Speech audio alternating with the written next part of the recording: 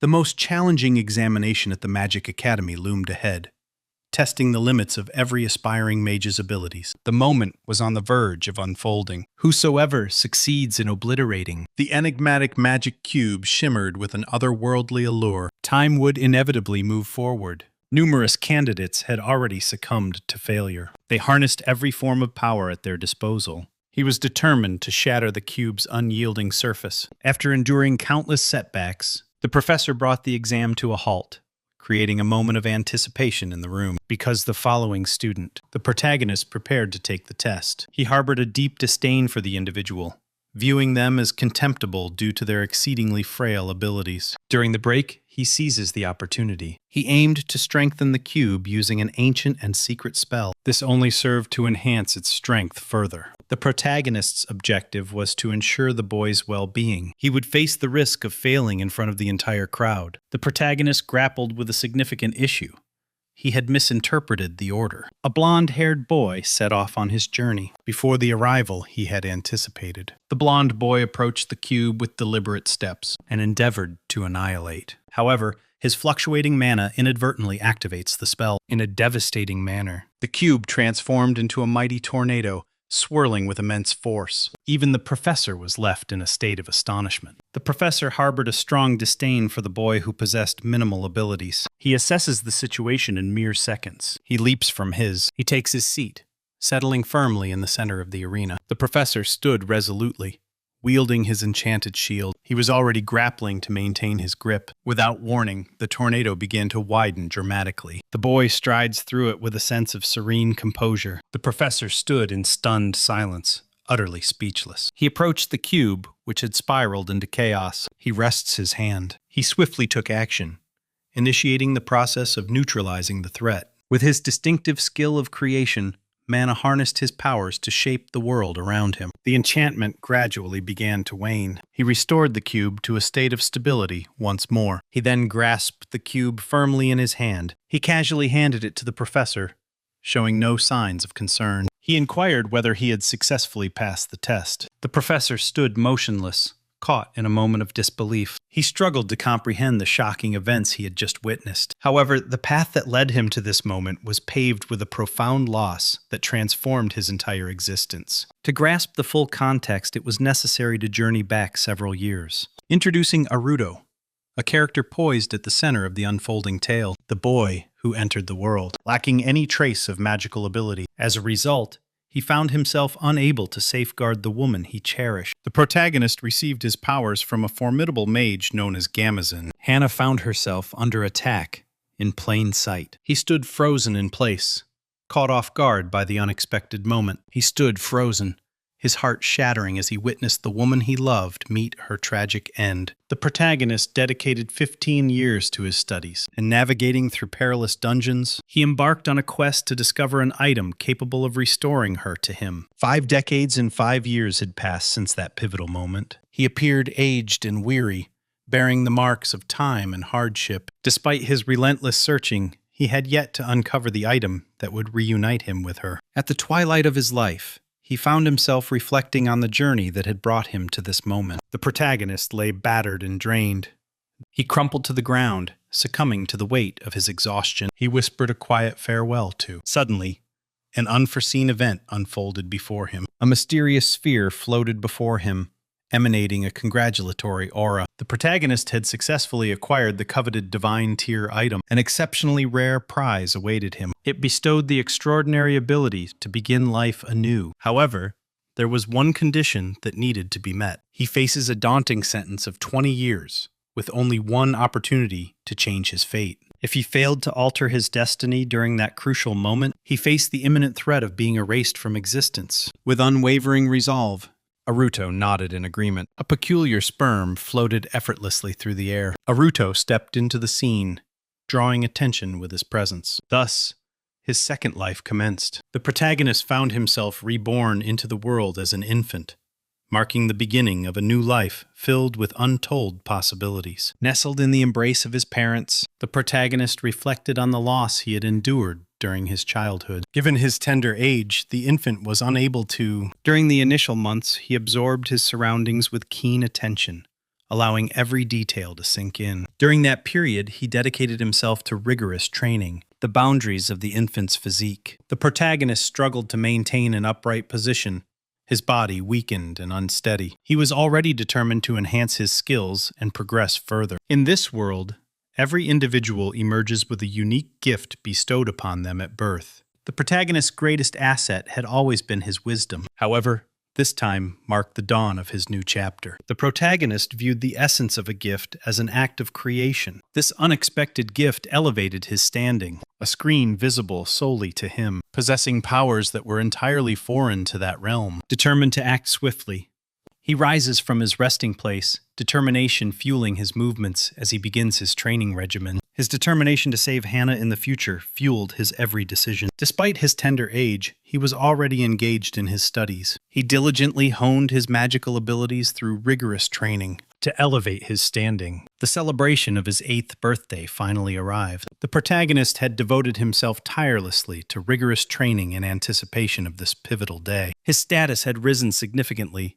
placing him among the elite. This day held significant importance. In his previous existence, a relentless horde of goblins descended upon the village, unleashing chaos and destruction. It seems that the provided input is incomplete. Please provide a complete line or passage for conversion into a professional third-person narrative. He had taken his father's life. The protagonist and his mother shared a moment together. However, on this occasion, Aruto stood poised and prepared, anticipation coursing through him. Nestled deep within the forest's embrace, he remained on high alert, anticipating the very same assault to unfold once more. Aruto believed he had successfully concealed himself from view. However, the goblin caught sight of him. He surged forward with unwavering determination. The protagonist nodded in affirmation. It seems that the input you provided is incomplete. Please provide a full sentence or thought for conversion into third-person narrative. The protagonist, the boy, harnesses his energy. As the goblin found itself in a vulnerable position, enveloped by a surge of mana, the atmosphere crackled with tension. With a swift motion, he unleashed a blazing fireball into the air. He delivers a powerful strike, hitting the target with precision. Witnessing the fall of his companion, a vengeful goblin lurked in the shadows, plotting its retaliation. However, he also falls victim to the magic's powerful effects. Aruto skillfully evaded the final strike from the goblin. He unleashed a blazing fireball, hurling it with fierce determination. He envisioned transforming them into a feast of goblin barbecue. With each kill, his level surged higher, marking a significant advancement in his abilities. A bush rustled unexpectedly, drawing attention to its sudden movement. Suddenly, a goblin leaped out at him. This time, he found himself unable to evade in time. He sustained a vicious slash to his arm. The moment the blade pierced the monster's flesh, a surge of triumph coursed through him. He forcefully cleaved it in two. However, stemming from that moment, one emerged with significantly greater intensity. The thought filled him with dread, because he was caught off guard. In that fleeting moment, an unsettling fear of death gripped him, feeling powerless to alter the destiny of the woman he loved. However, he resolutely declines to acknowledge it. He made a promise to himself. He vowed that he would never relent again. Gazing at. The panel emerged, capturing the attention of the audience with its striking visuals and engaging content. Aruto discovers that he has acquired a new skill, and he pondered whether the newfound ability had emerged after his magical prowess surpassed a critical threshold. He cast a glance over his shoulder at the advancing goblin horde. He ultimately decides to focus solely on testing the attribute. If the situation did not involve combat, an enemy lunged forward, its eyes ablaze with fury. As he sprinted forward, the young man skillfully widened the gap between himself and his pursuers. He prepared to unleash his fireball once more. The challenge lay in the fact that his arm had sustained significant damage. As he became acutely aware of the impending brutal assault, he declared that the time had come for everything to be at stake, leaving no room for compromise. He resolves to channel all of his magical energy into a singular, formidable strike. A radiant sphere of blue light materialized before him, shimmering with an otherworldly glow. He was then propelled toward the creatures that, suddenly, without any warning, he prepared to plunge into the yawning crater that had suddenly opened in the ground until they fade into oblivion, abandoning the boy to his solitude. The protagonist stood in stunned silence, utterly bewildered by the unfolding events. Aruto has a moment of revelation as he uncovers the true nature of his newfound skill. He brimmed with joy. He declares that he possesses the power to alter his fate. With his arm raised triumphantly, he reveled in the knowledge that he had successfully defended the village. Numerous notifications announcing level advancements appeared on the screen. It materialized before him. His impressive tally of defeated goblins earned him considerable recognition. However, the reality was that not everything unfolded flawlessly. The protagonist felt the intensity of pain surge through him, a relentless reminder of having leveled up repeatedly in rapid succession, causing the young child to cry out in distress. As he crumpled to the ground, the protagonist reflected on the harsh reality that accompanied maturity, the pain of growing up. Several hours later, as daylight broke over the horizon, he slowly opened his eyes, a sensation brushing against his face capturing his immediate attention. As he rolled over, the boy's gaze fell upon a peculiar blue slime. It appears that there is no content provided to transform. Please provide a line or text for conversion into a professional third-person narrative. He jumped in surprise. The diminutive creature cautiously approached.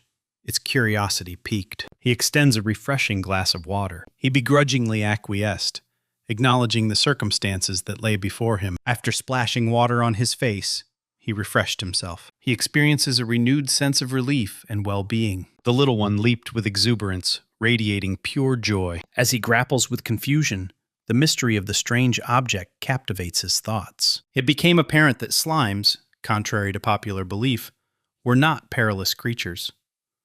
Nevertheless, their disposition towards humans was seldom benevolent. The small, gelatinous creature leapt onto the boy's face, erupting into a playful flurry of tickles. After a period of quiet contemplation, he gazed upon the village of his birth, feeling a stirring within him as he declared it was time to return. Driven by a sense of duty, he prepared himself for the task of rescuing someone in need. Despite his lingering frailty, the protagonist disclosed his ambitious plan to train in a world-renowned dungeon located in the city of Kanodo, Greece, and to triumph over the ultimate level. His goal was to elevate his skills to the highest level achievable. Prior to his departure, he returned home, carefully leaving a letter for his parents. He expressed his gratitude to them for raising him with an abundance of love. Tears welled in his eyes as he reminisced about the remarkable 8 years he had experienced. Aruto declared that the moment had arrived. After witnessing the slime's relentless determination, he names it Ru and invites it to join him on his journey. 1 month later, the protagonist valiantly battled against a pack of wolves,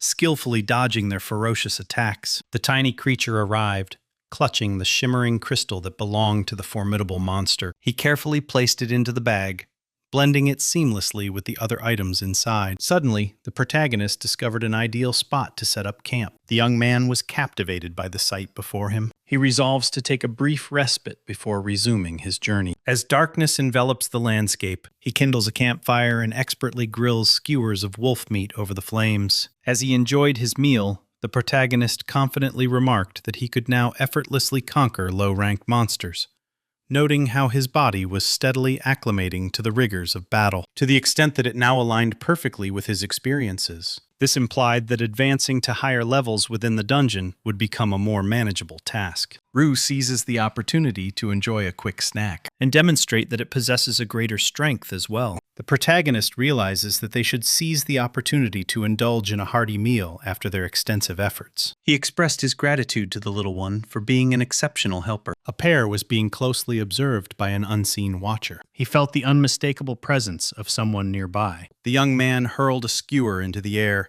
his voice demanding to know the identity of the intruder. He took off, sprinting with explosive speed and leaping through the air with remarkable agility. Aruto's eyes struggled to keep pace with the rapid events unfolding before him. Concerned, he warns that an attack would lead to dire consequences. Noticing that the newcomer was a girl, the boy pondered the possibility of her abandonment as he gazed intently at his collection of magic stones. However, it becomes apparent that her attention is captivated by the enticing meat skewers. Upon discovering that she was a beast girl, he felt a wave of astonishment wash over him. Aruto's eyes widened in astonishment. The young woman, introducing herself as Magica, spoke of her journey and inquired about the reason for the boy's presence there. He merely utters his name, fixating his gaze intently on the girl, who appeared to belong to the squirrel race. With swift footsteps, the small figure darted toward the flickering campfire. She inquired whether she could have the remaining meat. The protagonist inquired about her presence at that location. However, she remains unresponsive to his pleas. As dawn breaks,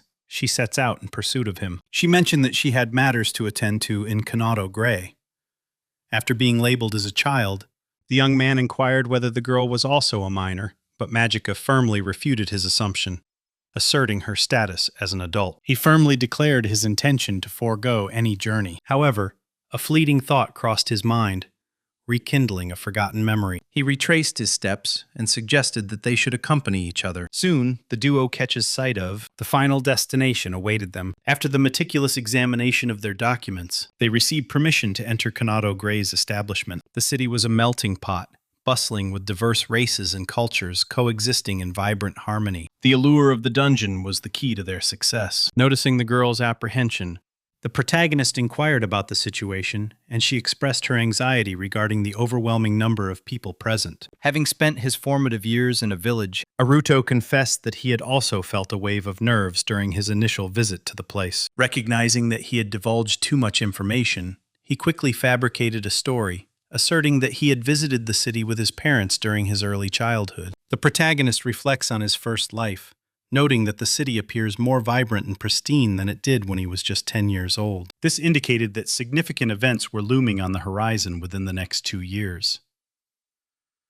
Magica inquired about the plan moving forward. He announced his intention to head to the Adventurers Guild in search of a way to earn some money. Swiftly, the duo reaches their destination. Filled with anticipation, the protagonist approached the receptionist and expressed his desire to exchange magic stones. The protagonist observed the young man in his childhood. The red-haired young man urged him to return home. However, upon encountering an overwhelming collection of stones, he stood there, his mouth agape in astonishment. The protagonist asserts that everything rightfully belongs to the girl, emphasizing that he is merely assisting with the sale. The young woman struggles to convey the truth, but he swiftly covers her mouth, silencing her words. With a warm smile, he urged the young man to proceed with the exchange. The clerk swiftly grabbed 2 gold coins. The protagonist had amassed a total of 29 silver coins and 85 bronze pieces. Aruto let out a weary sigh upon the painful realization that he had been deceived, as he had expected to receive a greater reward. He inquired about the possibility of registering as an adventurer. He asserted that the registration did not pertain to him, yet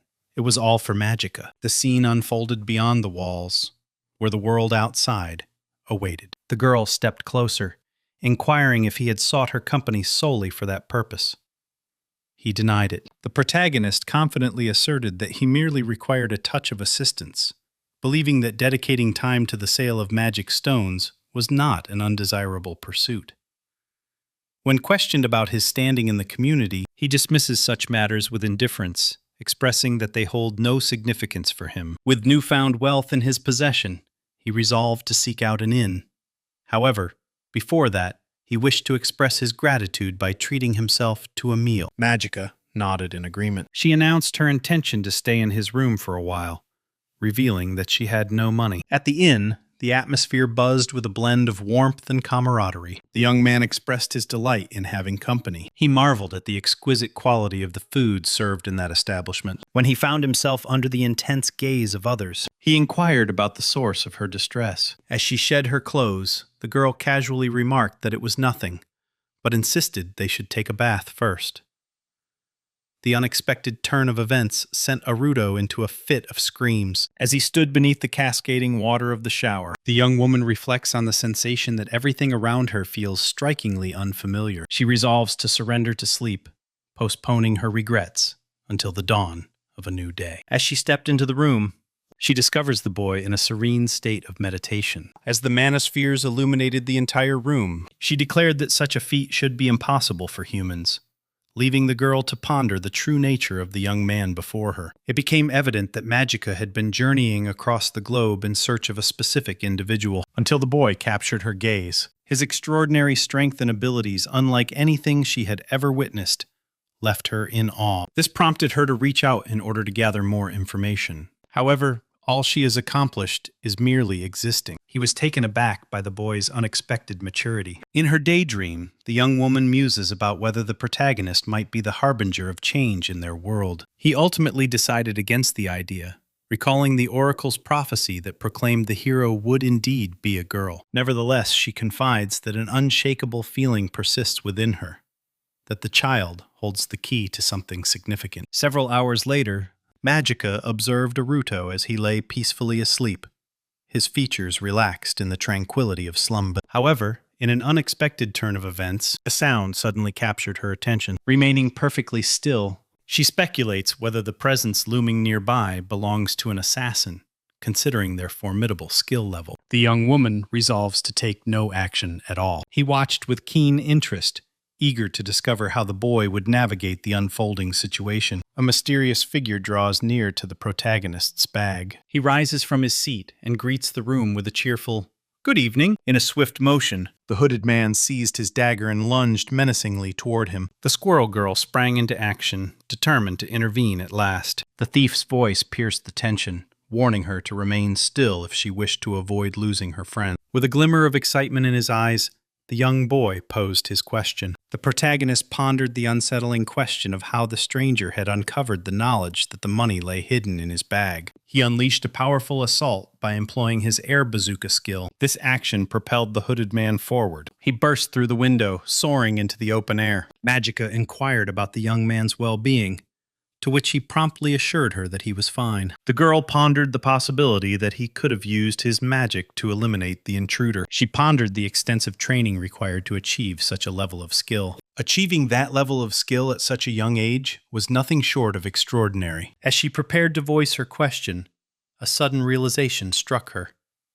The protagonist had already succumbed to unconsciousness. She quietly reflects to herself about that child. He was certain that he would ultimately amount to something significant. The following morning, as breakfast was served, Aruto inquired whether the squirrel girl had enjoyed the meal. The young woman enthusiastically declared that it was the finest meal she had ever experienced in her life. With 10 potions secured, the pair departed from the inn. He explains that due to the visit from the previous night, he would need to make a brief stop at another location before proceeding. The two of them made their way back to the Adventurers Guild. He needed to locate the red-haired individual alongside a young man sporting glasses. The receptionist inquired whether there had been any incidents involving the magic stones. Without pausing for a response, he declared that he was too occupied conversing with his boss to entertain the discussion. Without hesitation, the protagonist bluntly stated that thieves had infiltrated the guild. After an unsettling break-in the previous day, during which an intruder sought to steal the money he had earned from selling the stones, the atmosphere in his room felt tense and uneasy. To complicate matters further, the individual possessed an uncanny awareness of precisely where to search. The boss inquired whether Rion had noticed anything out of the ordinary. With a hint of anxiety, the young man suggested that he might have an acquaintance who could help. However, when pressed for an explanation, he offers an apology and admits that it is merely a guess. Aruto reveals that the culprit bears a distinct mark on his left arm, placed there by Magica. The receptionist tugged down the sleeve of his shirt, adjusting it with a careful precision. As he presented the dagger intended for the guards, a sense of determination radiated from him. With a fierce shout, the red-haired man insisted that it would be wiser to allow the young man to retain possession of the weapon, ever since he dealt with the bandit. Outside, the squirrel girl inquired about the young man's decision to release it. With a smile, he explained that his intention was merely to issue a warning. This revelation led the girl to understand that the dagger had been the ultimate objective from the very beginning. Gazing up at the towering structure, the protagonist proclaimed that it was time to embark on the adventure. Deep within the intricate maze of Kinotagus, as he stepped through the portal, he remarked that the depths of the tower remained an enigma, with its origins shrouded in mystery, and no one truly aware of how far it extended. The narrative reveals that the first and second floors are collectively referred to as the lower layer, a designated area where individuals can hunt without fear. It primarily serves as a tool for novice adventurers embarking on their journeys. Out of nowhere, a voice pierced the air, calling out urgently. A formidable monster from the upper level descended, bringing with it an air of impending danger, and everyone starts telling Aruto, who is a child, to get out of there. Confronting the adversary head-on, the protagonist skillfully wielded his formidable abilities, showcasing the depth of his talent. The protagonist aimed to create a gaping crater in the earth below. The adventurers exchanged puzzled glances, contemplating whether an earthquake had struck. As he sprinted alongside Magica, the protagonist urged everyone to tread carefully around the expansive crater. He admitted that his reluctance to speak the truth stemmed from a deep-seated understanding that no one would believe him anyway. As the pair ascended to the 26th floor, they entered the middle layer, marking the threshold where the labyrinth of challenges began. The protagonist observed the girl as she engaged in combat. He marveled at her ability to defeat the enemy with a single, devastating punch. He resolved to explore the dagger's potential. With a gleam of excitement in his eyes, the boy joyfully declared that the weapon was ready. The experience exceeded his expectations. As he observed the item's impact on the skill board, a sense of anticipation filled the air. Then he launched an aggressive assault. With the task successfully accomplished, the protagonist asserts that pursuing more formidable monsters in the upper layer is a superior strategy. Upon reaching their destination, the group found themselves inside a cavern adorned with gleaming crystals that sparkled like stars in the darkness. Aruto engaged in a fierce battle against a menacing skeleton. He unleashed a powerful spell directed at the foes poised to strike him. The shimmering crystals hurtled toward the creatures, culminating in a powerful explosion. Bones were sent scattering in all directions. The narrative reveals that the upper layer commences on the 50th floor, a domain accessible only to a select group of elite adventurers. Understanding the gravity of the situation, he declared that it was imperative to level up before confronting the formidable foes ahead. Magica inquired about the ease with which he dispatched monsters. Given the challenges that adventurers face in accomplishing such tasks, yet the protagonist, still merely a child, remains unaware. The protagonist inquires if she genuinely perceives his strength as unusual. As he pondered, it became clear to him that the young woman was the second person who genuinely recognizes him. In his previous life, beyond Hannah, everyone abandoned him, shunning him due to the frailty of his presence. The girl inquired whether the young man was truly human. Without uncovering the truth, she threatened to label him a pervert. Following the defeat of several more lifeless skeletons, the duo readies themselves to ascend further. They stood on the precipice of confrontation, gazing intently into the formidable eyes of the Red Ogre. It unfolded precisely as Arato had anticipated. He contemplated whether he could vanquish the creature more effortlessly this time than during their last encounter. Filled with concern, Magica remarked that the monster was on an entirely different level. The boy was advised to remain behind her. Stepping forward with determination, the protagonist declared his intention to face the battle alone. Despite the inherent dangers, this presented a unique opportunity for him to test his abilities. Without a moment's hesitation, he lunges forward, closing the distance between himself and the towering ogre with fierce determination. After delivering his initial strike, he concludes that his opponent seems to possess an unyielding strength, as if their skin were forged from steel. The monster launched a fierce counterattack, leaving a blemish upon the young man's cheek. As he delivered a series of powerful strikes, the impact resonated throughout the arena. He believes that by evading his opponent's strikes and relentlessly targeting the same area, victory will be within his grasp. Without hesitation, he sprang into action. With a swift and decisive strike, the ogre's head was severed from its body. Arato stood there, breathless and gasping for air. Stunned into silence, Magica contemplates the perplexing nature of the situation, questioning how such a phenomenon could occur. He lamented that, at his current level, that was the extent of his abilities. Rue approached, the magic stone clutched in her hands. It towered above those of the other monsters, exhibiting a size that was significantly more imposing. Worn out from their adventures, the protagonist turned to the squirrel girl and inquired about her thoughts on returning. However, she inquired, her gaze fixed elsewhere. He pondered the nature of that mysterious sound. With his eyes widened in alarm, the young man urged them to flee. The protagonist expressed his dissent. The girl warned that turning their backs would have consequences. They would meet their demise at the hands of the horned ogre. The truth unfolds as it becomes evident that the plant ogre is, in reality, an ogre dominated by a formidable Hera monster. It gains immense strength upon finding a suitable host. Perplexed, he pondered the inexplicable presence of a level 70 monster on the 50th floor. He ultimately realizes that he stands no chance of emerging victorious. Upon learning of the escape plan, Magica firmly declared her intention to remain right where she was. Acknowledging the formidable strength of the monster, she had reached her breaking point. It becomes evident that the girl endured grueling training to accomplish her mission of locating. The hero stood resolute, embodying bravery in the face of adversity. He had always believed that she put in more effort than anyone around her. However, upon meeting Orato,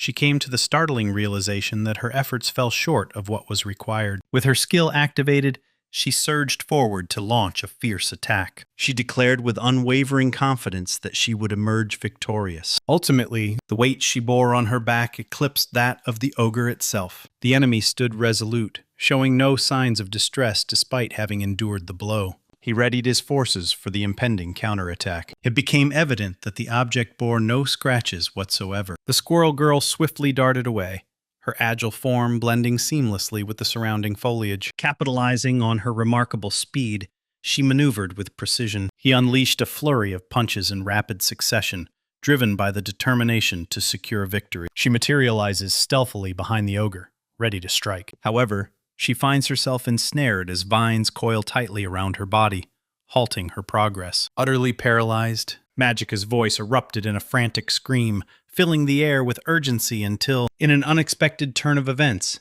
the bindings were abruptly severed. It was Orito who, with swift, decisive blows, he liberates his ally from peril. He turned around, concern etched on his face as he inquired about her well-being. The young woman could only ponder. How? It struck him as utterly pathetic to find himself rescued by a mere child. She summoned her power once more. She declared that she was finished with the games. Fueled by a fierce resolve, she aimed to banish the specters that tormented her thoughts. He surged ahead with determination. As the great star strike was unleashed, fireballs soared through the air, hurtling toward the ogre. He was propelled through the air, landing at a considerable distance. The squirrel girl exhausts her mana after unleashing her powerful secret technique. As he gazed forward, she suddenly comprehends that she is on the brink of being crushed. An unexpected shift occurred. The earth beneath him started to lake-kai, creating ominous fissures that threatened the very stability of his surroundings. And as it found its leg ensnared in a deep fissure, the monstrous creature ultimately collapses, succumbing to the overwhelming force it could not withstand. Magica stood frozen in a state of disbelief. As Orito lifted her effortlessly into his arms, the moment brimmed with warmth and tenderness. He springs into action, sprinting away. Having successfully escorted the young woman to a place of safety, he requests Rue to take care of her. He re-engages in the fierce battle against the ogre. Consumed by rage, the ogre unleashed its vines once more, striking with relentless force. The young hero lunges ahead with unwavering determination. He skillfully maneuvered around the writhing tendrils. However, he struggled to match the speed of the squirrel girl. He collided head-on with the approaching vehicle. Struggling for breath, he summoned his heat magic. The protagonist ignited the vines, setting them ablaze in a fierce display of flames. Understanding that the vines were inherently futile, he recognized their ineffectiveness. Realizing that the tendrils would continuously regenerate, the young man determined it was time to launch an attack on the creature's body. With determination fueling his resolve, he launched into a fierce assault. He navigated through the dense thicket, skillfully slicing away at the encroaching vines. As he contemplated the futility of penetrating the ogre's tough hide, determination surged within him to seek out a vulnerable spot. Orito swiftly spots something unusual on the creature's form. The protagonist found himself lost in thought, the weight of his musings pressing heavily on his mind. Without a moment's hesitation, he unleashed a powerful fireball. The projectile struck the target with precise accuracy. The creature let out a piercing scream. He gazed intently at the flickering flames, captivated by their dance. He felt utterly drained, his energy depleted. He loses consciousness. The protagonist stood in disbelief, his mind grappling with the astonishing reality before him. Magica watched as the ogre disintegrated into a cloud of ashes. She realizes with dismay that she has been bested by a mere child. After a considerable passage of time, the protagonist slowly opened his eyes, emerging from the depths of slumber. He comes to the startling realization that he has found himself outside the tower. Embracing Rue warmly, he expressed his gratitude for the journey they had shared. Turning around, he expressed his relief at their successful escape. With an air of regret, the squirrel girl expressed her intention to head back to the inn. He decided to indulge in a few more moments of rest. As he contemplated the revelation that the young woman was an artifact bearer, these were celestial treasures, extraordinarily rare and highly coveted. The protagonist realized that the artifact wielded by the girl was none other than Stella. He recalled that in his previous life, the user of the item met their demise 7 years later. Under the cloak of night, within the confines of the inn, Aruto's mind remained preoccupied with thoughts of Magica's circumstances. As the only individual possessing those distinctive traits, he ranked fifth among the church's most perilous entities. He found himself among the 6 individuals branded as enemies of God. These were the very individuals whom the church had commanded to be exterminated. Reflecting on the intensity of the battle, the boy confidently asserts that the young woman is destined to surpass him in strength in the future. This disparity stemmed from the profound existential power gap that separated them. However, 7 years later, the squirrel girl would meet her tragic end at the hands of the church. Enveloped by the water, he contemplates the possibility of truly altering the course of the future. However, Rue suddenly materialized before him, catching him off guard. The slime eagerly signaled its desire to be cleaned as well. Thus, the protagonist resolved to treat his vehicle to an exquisite premium wash. In gratitude for the little one's actions, he decided to express his appreciation. After several moments had passed, the little creature glimmered with a radiant shine, its cleanliness captivating in the light. The protagonist inquired about his friend's well-being. However, it dissolves away, revealing that a bath may not be the wisest choice after all. Everything resolves smoothly as he steps out of the bathroom. The young man unexpectedly encounters Magica. A hint of apprehension flickered across her face as she expressed her desire to discuss an important matter. The two stepped out into the open air. Uncertainty clouded his mind as he grappled with the source of his unease. Aruto began to express his admiration for the breathtaking beauty of the view before him. Summoning his courage, the girl confidently proclaimed her unwavering belief that no monster could ever conquer her. However, that day served as a poignant reminder of her lingering vulnerabilities. From that moment forward, she resolved to embark on her training journey alone. Concerned that she might become spoiled if she continued to stay with him, he pondered the implications of her prolonged presence. She acknowledged that it was only through meeting him that she had become aware of such details. The squirrel girl expressed her gratitude to him. She vowed to triumph in the next opportunity that came her way. Cradling a steaming cup of coffee, he bursts into laughter. As he contemplated the notion that success ultimately hinged on effort,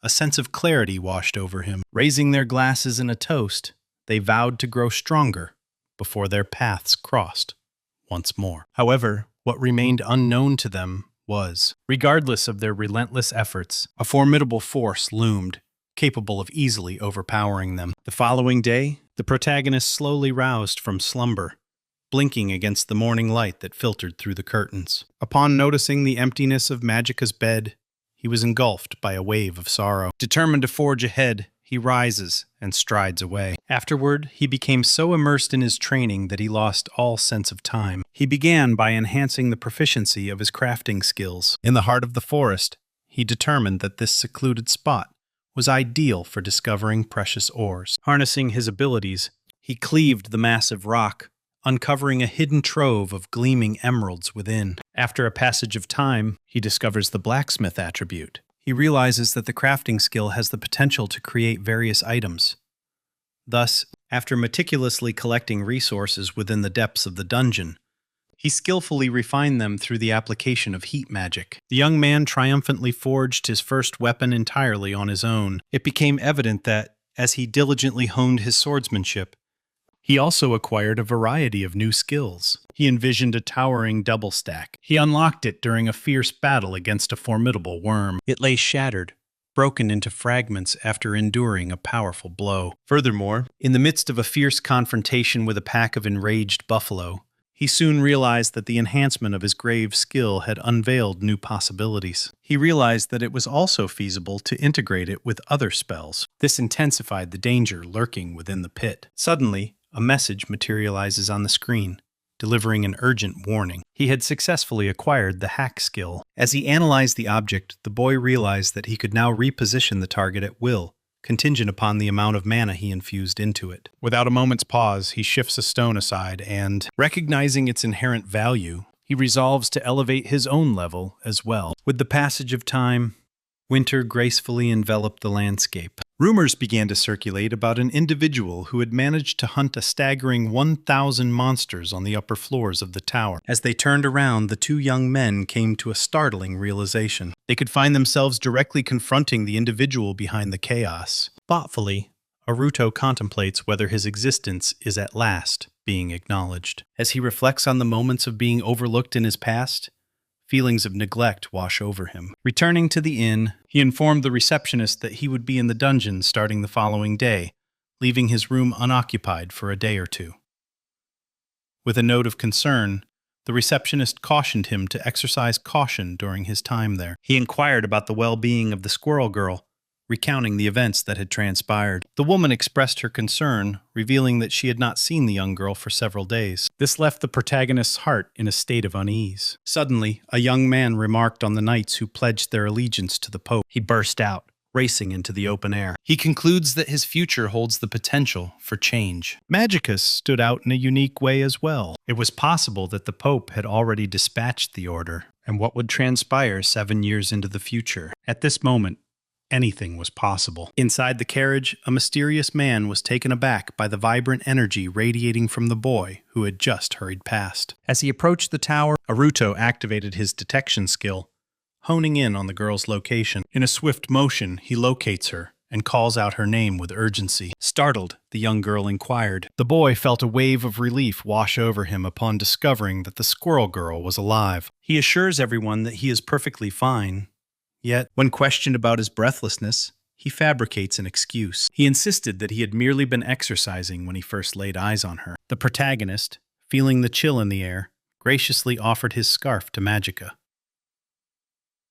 Suddenly, a mysterious object materialized in the sky. A dark sphere gradually swelled in size, its ominous presence expanding with deliberate slowness. As the gravity of the situation dawned on him, Arutoyi urged the young girl to assist in evacuating the city's residents. Suddenly, the sphere shattered into fragments. He unleashed a horrifying demon with piercing yellow eyes. Perplexed, the young man questions the presence of the formidable monster that rules from the highest echelon within the city. The creature extended a clawed finger, directing attention with an ominous gesture. He triggers the initial explosion. The protagonist unveils the entity's sinister objective: to unleash chaos until all that exists crumbles into dust. Lying helplessly on the ground, Aruto comes to the unsettling realization that he is unable to move. It unfolded just as it had in the past, due to the significant disparity in existential power. Despite the odds stacked against him, he summons every ounce of strength to rise to his feet. The city faced imminent destruction unless decisive action was taken. Magica returned the scarf,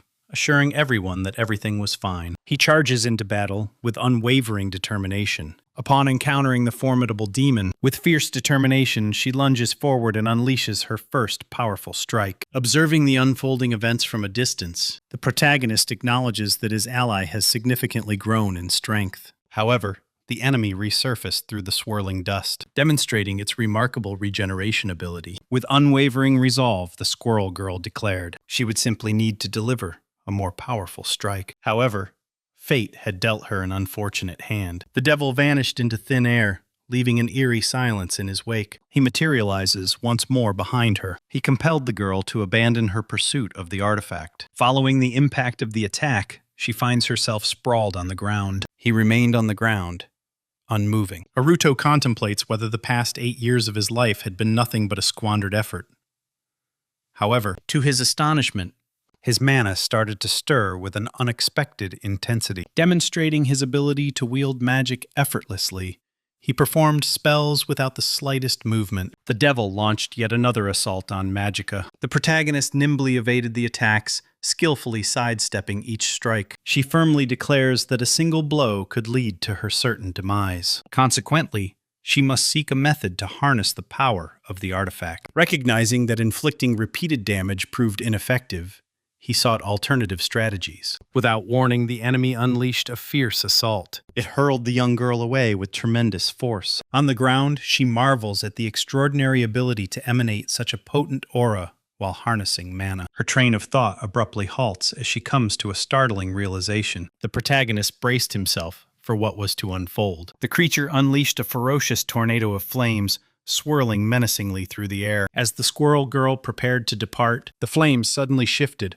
altering their trajectory in an unexpected manner. The devil stood in stunned silence, clearly taken aback by the unexpected turn of events. Suddenly, without any warning, he stumbles, teetering on the edge of losing his balance. With a smile, Aruto reveals his newfound knowledge, illustrating that he too has been absorbing new information. The monstrous creature began its descent, plummeting toward Magica with a menacing speed. The moment someone bellowed his name at the top of their lungs, she comes to the realization that it is time to harness the power of her artifact. With a powerful blow named Magnum, she struck the enemy with pinpoint accuracy, creating gaping wounds throughout its form, until only ashes lingered in the aftermath. The collaboration came to a successful conclusion. The squirrel girl dashed across the ground, eagerly approaching the protagonist. He inquired about the young man's well-being, to which the latter assured him that he would soon recover. With the boy settled comfortably on her back, the young woman declared that she would transport him to the inn. As he traveled along, he enthusiastically shared insights about his newfound skill. He skillfully demonstrated the hack, showcasing its functionality and potential. He gently draped the scarf back around his friend's neck. As he elaborated on the technique, he revealed that it enabled him to successfully deflect the enemy's attacks. He aimed to hinder their progress or compel them to retreat.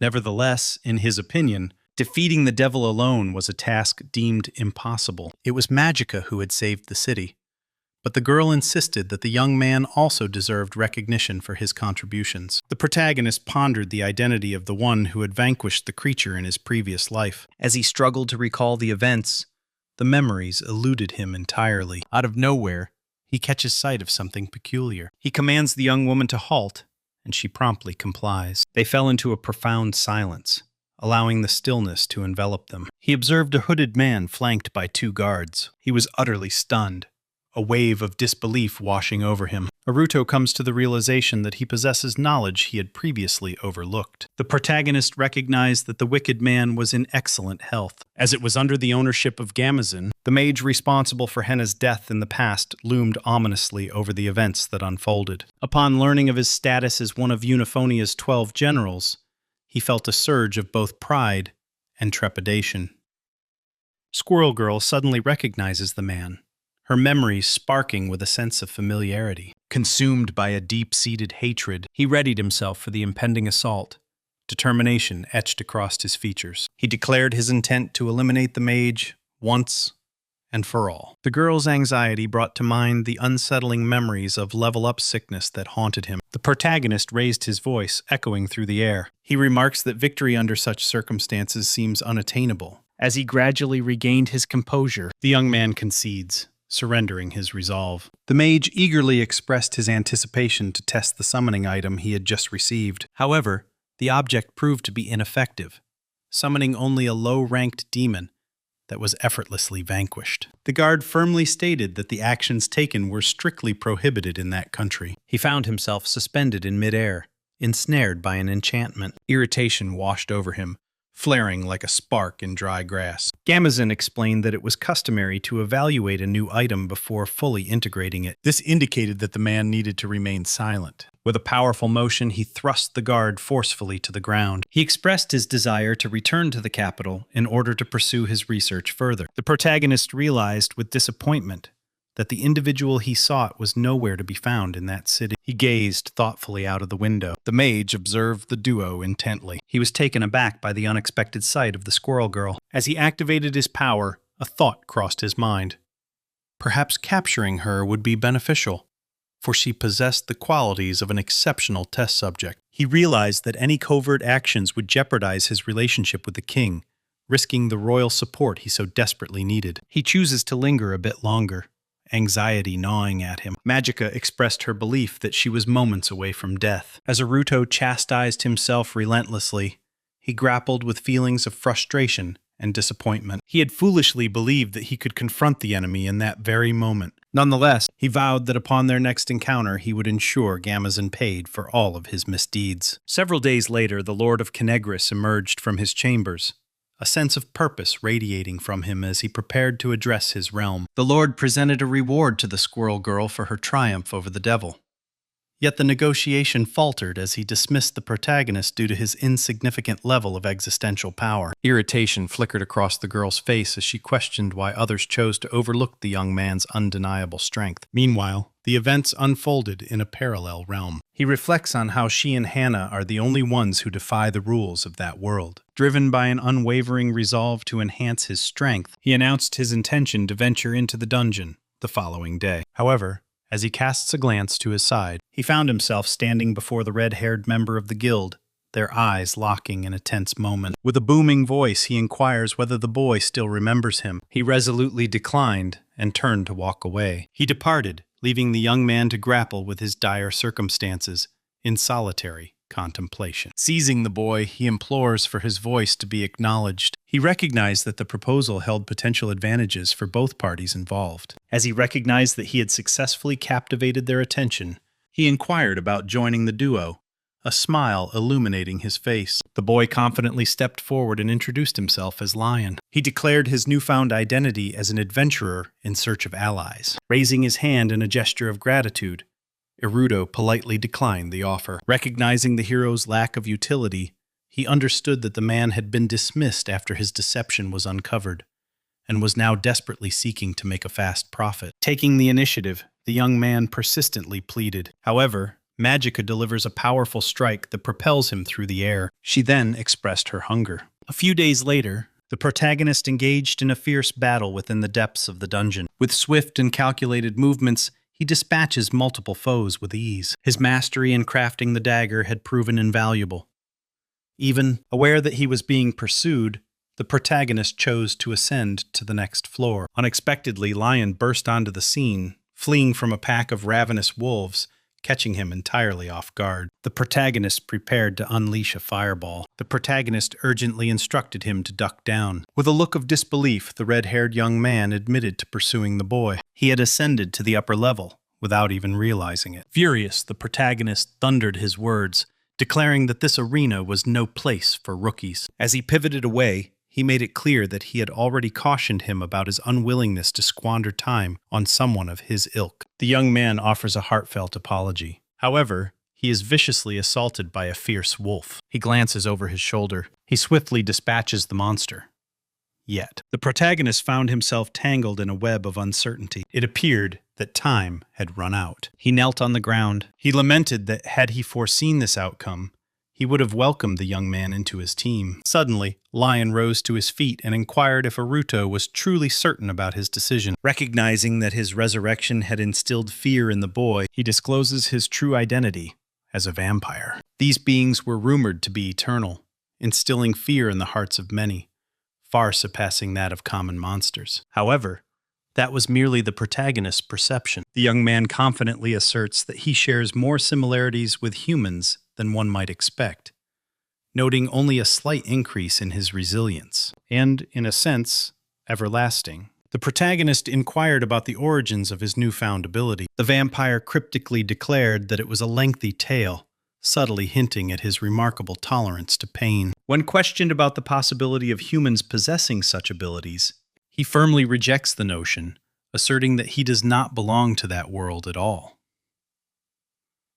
It is revealed that Lion once resided in Japan, leading a life as an ordinary human, but met an untimely end in a tragic accident. Ultimately, he found himself reincarnated. In that manner, he quickly developed an impressive tolerance for pain. The narrative shifts to the young man's past, a time marked by pivotal moments that shaped his identity. Having been granted a second chance at life, the protagonist contemplated deeply. He stood as the central figure in the unfolding tale, a tale woven from the threads of fantasy. However, after the passage of several years, the harsh truth dawned upon him as the Fortemist Church launched a vampire hunt. Following the tragic loss of his parents, he was condemned as a heretic for possessing immortality. He endured a series of tormenting sessions as a form of punishment. Countless times the young child yearned for an end to their suffering. Instead, he found himself ensnared in that nightmare for 5 long decades, until he developed an immunity to all forms of pain. One day, he spotted an opportunity and swiftly made his escape. The protagonist approached the imposing structure of the church,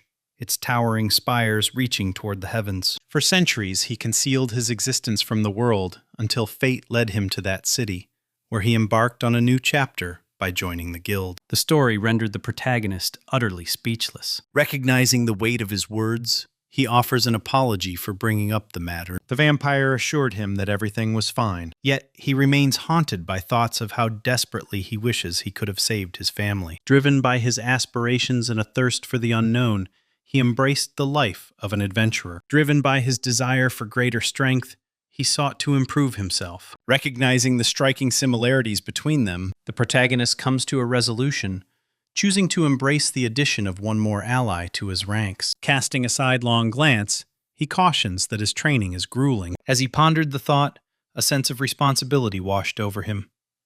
Leaving someone like Lion alone felt inconceivable. Following their conversation, he commenced the lessons. In another corner of the dungeon, the protagonist unleashes his full strength in a fierce battle against the relentless demonic ants. Despite his lingering weakness, the vampire found himself encircled and called out for assistance. After dispatching the remaining foes, Aruto proposes that he cease fighting with mere human restraint, recognizing his superior strength. The protagonist seized the sword with determination. Following the guidance offered, the young man unleashed a devastating strike upon the creatures. The protagonist stood in stunned disbelief at the overwhelming display of strength. The protagonist inquired about the extent of his apprentice's remarkable existential power. He claimed to have reached level 4, mirroring the achievements of Magica. The duo relentlessly pushed the boundaries of their strength, each moment driving them closer to unparalleled power. Especially Leon, who was undergoing rapid evolution at an astonishing pace. The arrival of the skeleton girl significantly simplified their quest to conquer the dungeon. The trio ascended to the final floor, their determination unwavering. In that place, a colossal monster lay vanquished. Taken aback, the girl expressed her disbelief that the day they would finally conquer the 90th boss had arrived. Aware that his time was slipping away, the protagonist declared that the true battle was on the verge of commencing. Several days later, he settled his account at the inn, ensuring all dues were cleared before departing. His next destination lay ahead, Euphonia Academy, situated in the heart of the capital. The vampire and the skeleton girl arrived, inquiring whether the rumors were true. The young man prepared to depart from the city, ready to embrace new horizons beyond its bustling streets. The young man admits that he intended to bid farewell. As he contemplated the daunting reality of having merely 1 year to rescue Hana, the protagonist vowed that their next confrontation with Gamazan would be a fight to the death. The girl agreed to accompany him. The protagonist remained burdened by the weight of an outstanding debt that demanded repayment. Leon announced his intention to join as well. He had to accompany his teacher. Finding the entire situation endearing, Aruto readily embraced the prospect of having company. The protagonist's gaze shifted, revealing his thoughts and emotions in that fleeting moment. The protagonist embarked on an extraordinary journey. The trio embarked on their journey aboard a sturdy wagon, ready to face the adventures that lay ahead. With a sense of ennui washing over him, the vampire posed a question. He pondered the duration of their journey and how much longer it would be before they reached their destination. The protagonist proposes that he begin training independently to occupy his time. However, the young man firmly declines this suggestion. Magica inquired about their strategy upon arriving in Euphonia, to which the protagonist responded with unwavering determination that he intended to enroll in the academy. The red-haired young man dismissively declared that there was nothing for him to learn in that place. He inquired about the reasoning behind that decision. Without warning, a tremor jolted through the air, interrupting their conversation. The coachman explained that the wheel had become lodged in a crack. He realized that completing the journey had become impossible. Upon learning that they would be required to walk, Lion confidently assures those around him that he will take care of the situation. Doity informed the coachman that he could head back to the city with the horse. He hoisted a heavy chunk of earth, raising it alongside the carriage with formidable strength. As he sprinted forward, he confidently declared that he would reach his destination. After a period of traversing through time, he inquired whether it had proven to be beneficial. As the pair sat inside the carriage, they found themselves utterly shattered,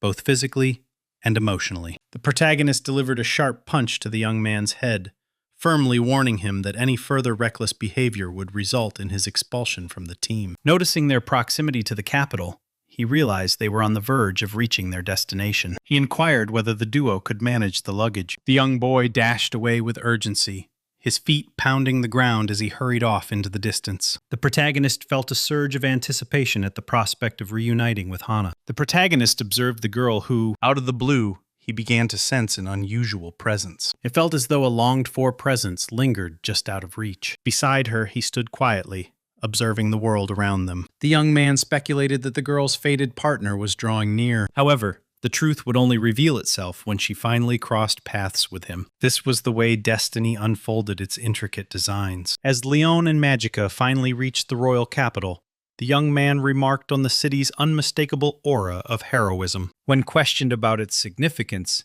he explained that in his previous world, a hero typically embarked on journeys to such locations. Confused by the situation, Aruto gestures towards the location of the king's residence, the opulent residences of the nobles. The vampire deliberately avoids the Fortemis church, seeking to keep its distance from the place. Later, at an inn, Aruto expressed his determination to prepare for the upcoming entrance exam to the Royal Academy. Recognizing that the location boasted both a dungeon and a guild, he felt reassured that challenges ahead would be manageable. With urgency, he makes his way to the exam site, venturing forth unaccompanied. A throng of people eagerly awaited their turn to enter. The protagonist resolves to take a stroll to clear his mind before the upcoming test. As he strolls past a nearby bench, he reminisced about the time spent sharing snacks with Hana in that very spot. A sudden commotion drew his attention. As he drew closer, he inquired about the presence of his allies in that location. Magica declared her intention to take the exam,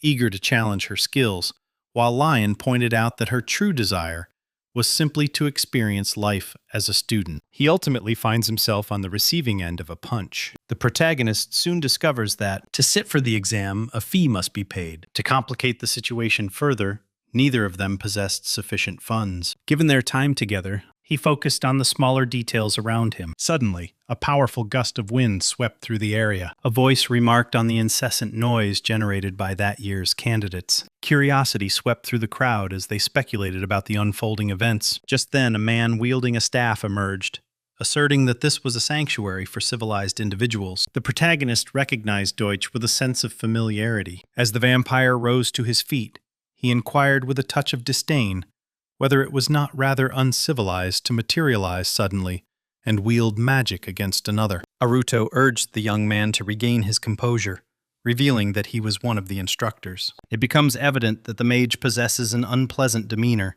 as he constantly scrutinizes others through the lens of their status and existential power. The man gazed intently at the young man's sheet. He urged him to surrender and return home. With such low power, he faced the grim reality of being unable to gain entry into the academy. He expressed his gratitude for the concern shown to him. The protagonist placed the money on the table with a decisive gesture. He declares that only the upcoming test will determine whether he will succeed or fail. The trio departs, their presence fading into the distance. This left Deutsch seething with rage at such bold audacity. Within the confines of the room, the trio diligently engaged in their exercise routine, showcasing their commitment and teamwork. The protagonist observed his friends with satisfaction, noting their unwavering focus. The instructor strode forward, closing the distance with purposeful steps. Observing the boy's determination, he resolves to personally oversee him during the practical exam. As the moment approached, the mage unveiled that only those who shattered the box before him would successfully complete the test. Nevertheless, employing any approach available to him, the protagonist understood that this endeavor would be anything but simple. After a brief passage of time,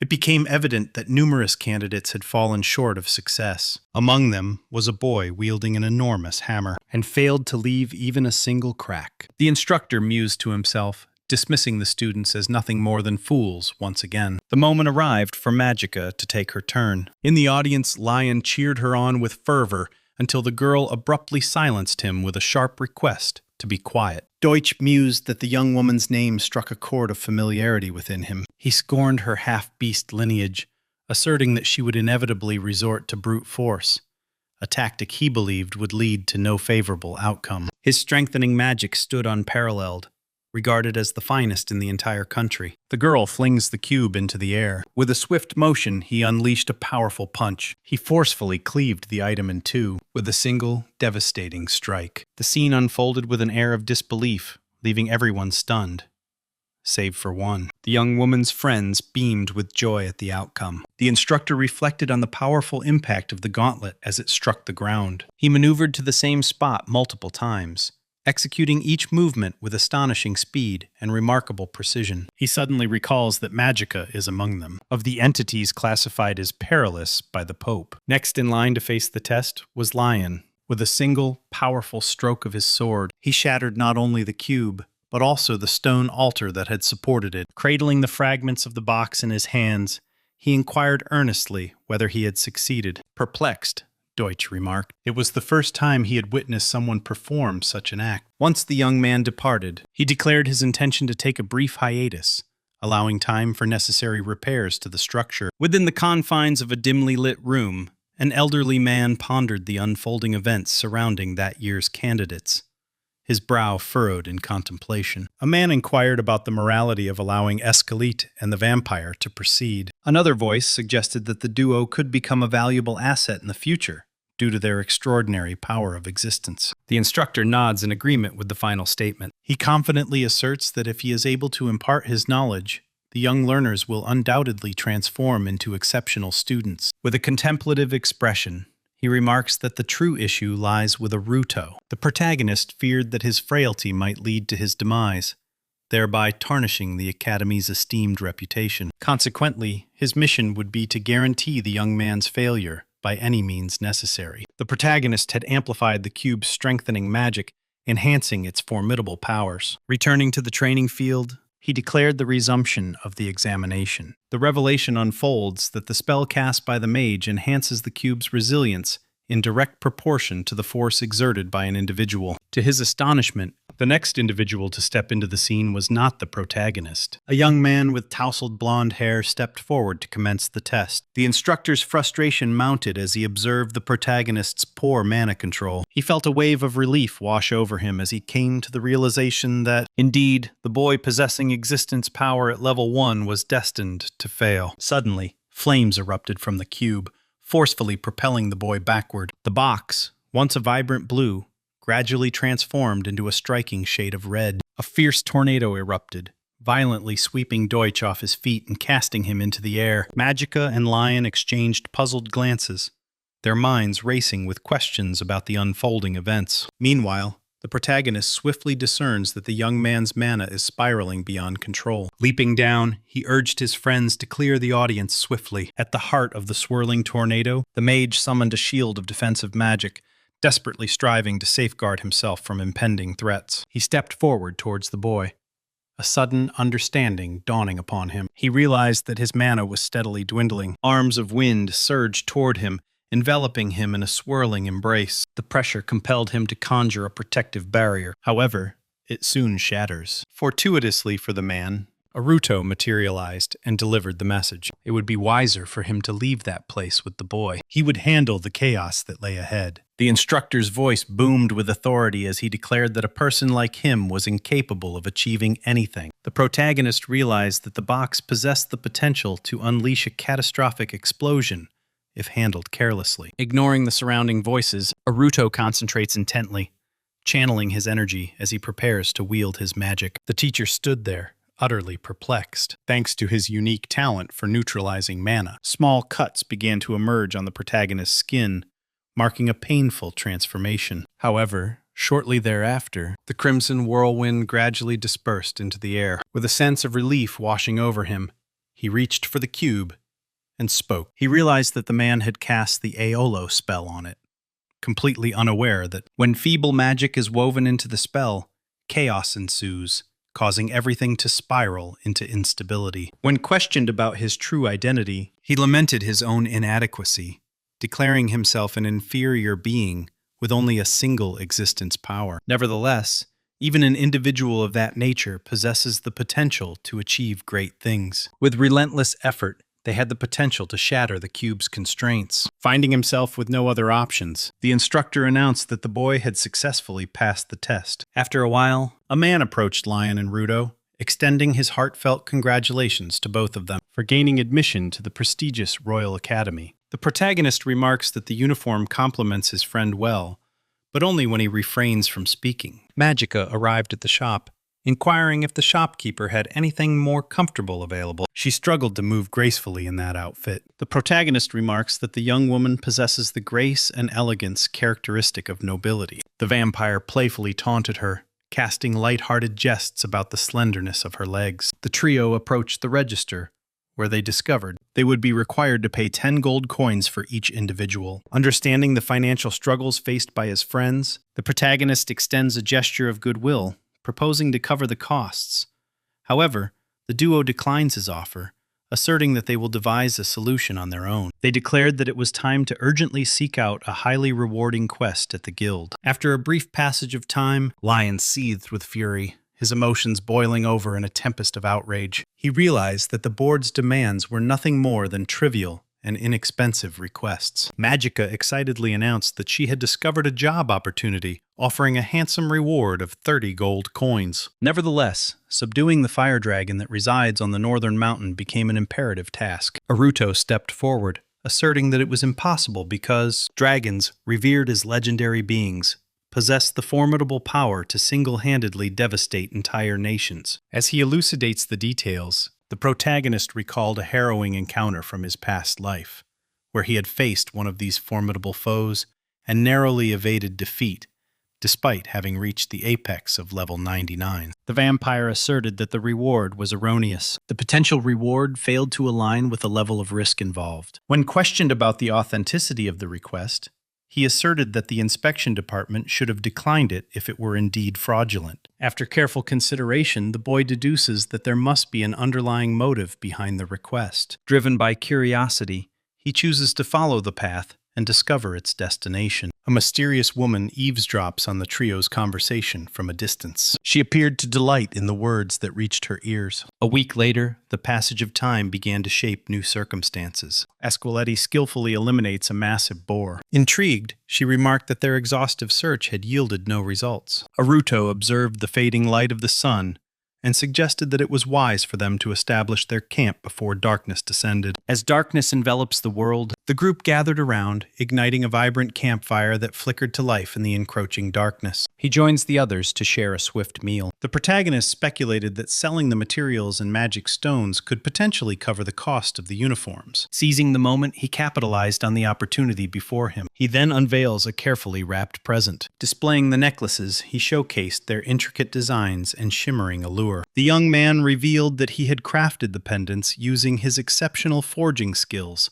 pouring his heart and soul into each piece. Enchanted by the moment, Magica declared that she could sense the surge of power surrounding her. He expressed his gratitude, acknowledging that their companionship meant the world to him and bring him joy. Subsequently, the three companions settled into the cozy cabin, surrendering to the embrace of sleep. Until he awakens, he pondered the sweltering heat that surrounded him, questioning its intensity. To his astonishment, he found himself gazing at a forest engulfed in flames. The red dragon loomed before him, its intense gaze fixed unwaveringly upon him. The creature widened its jaws, almost to unleash a fearsome roar, demonstrating its immense power. The protagonist stood in bewilderment, utterly astounded by the unfolding events. Aruto came to the profound realization that the guild's request was indeed genuine. Lion's eyes widened in shock as the protagonist urgently urged him to flee. He was prepared to forsake the magic stones,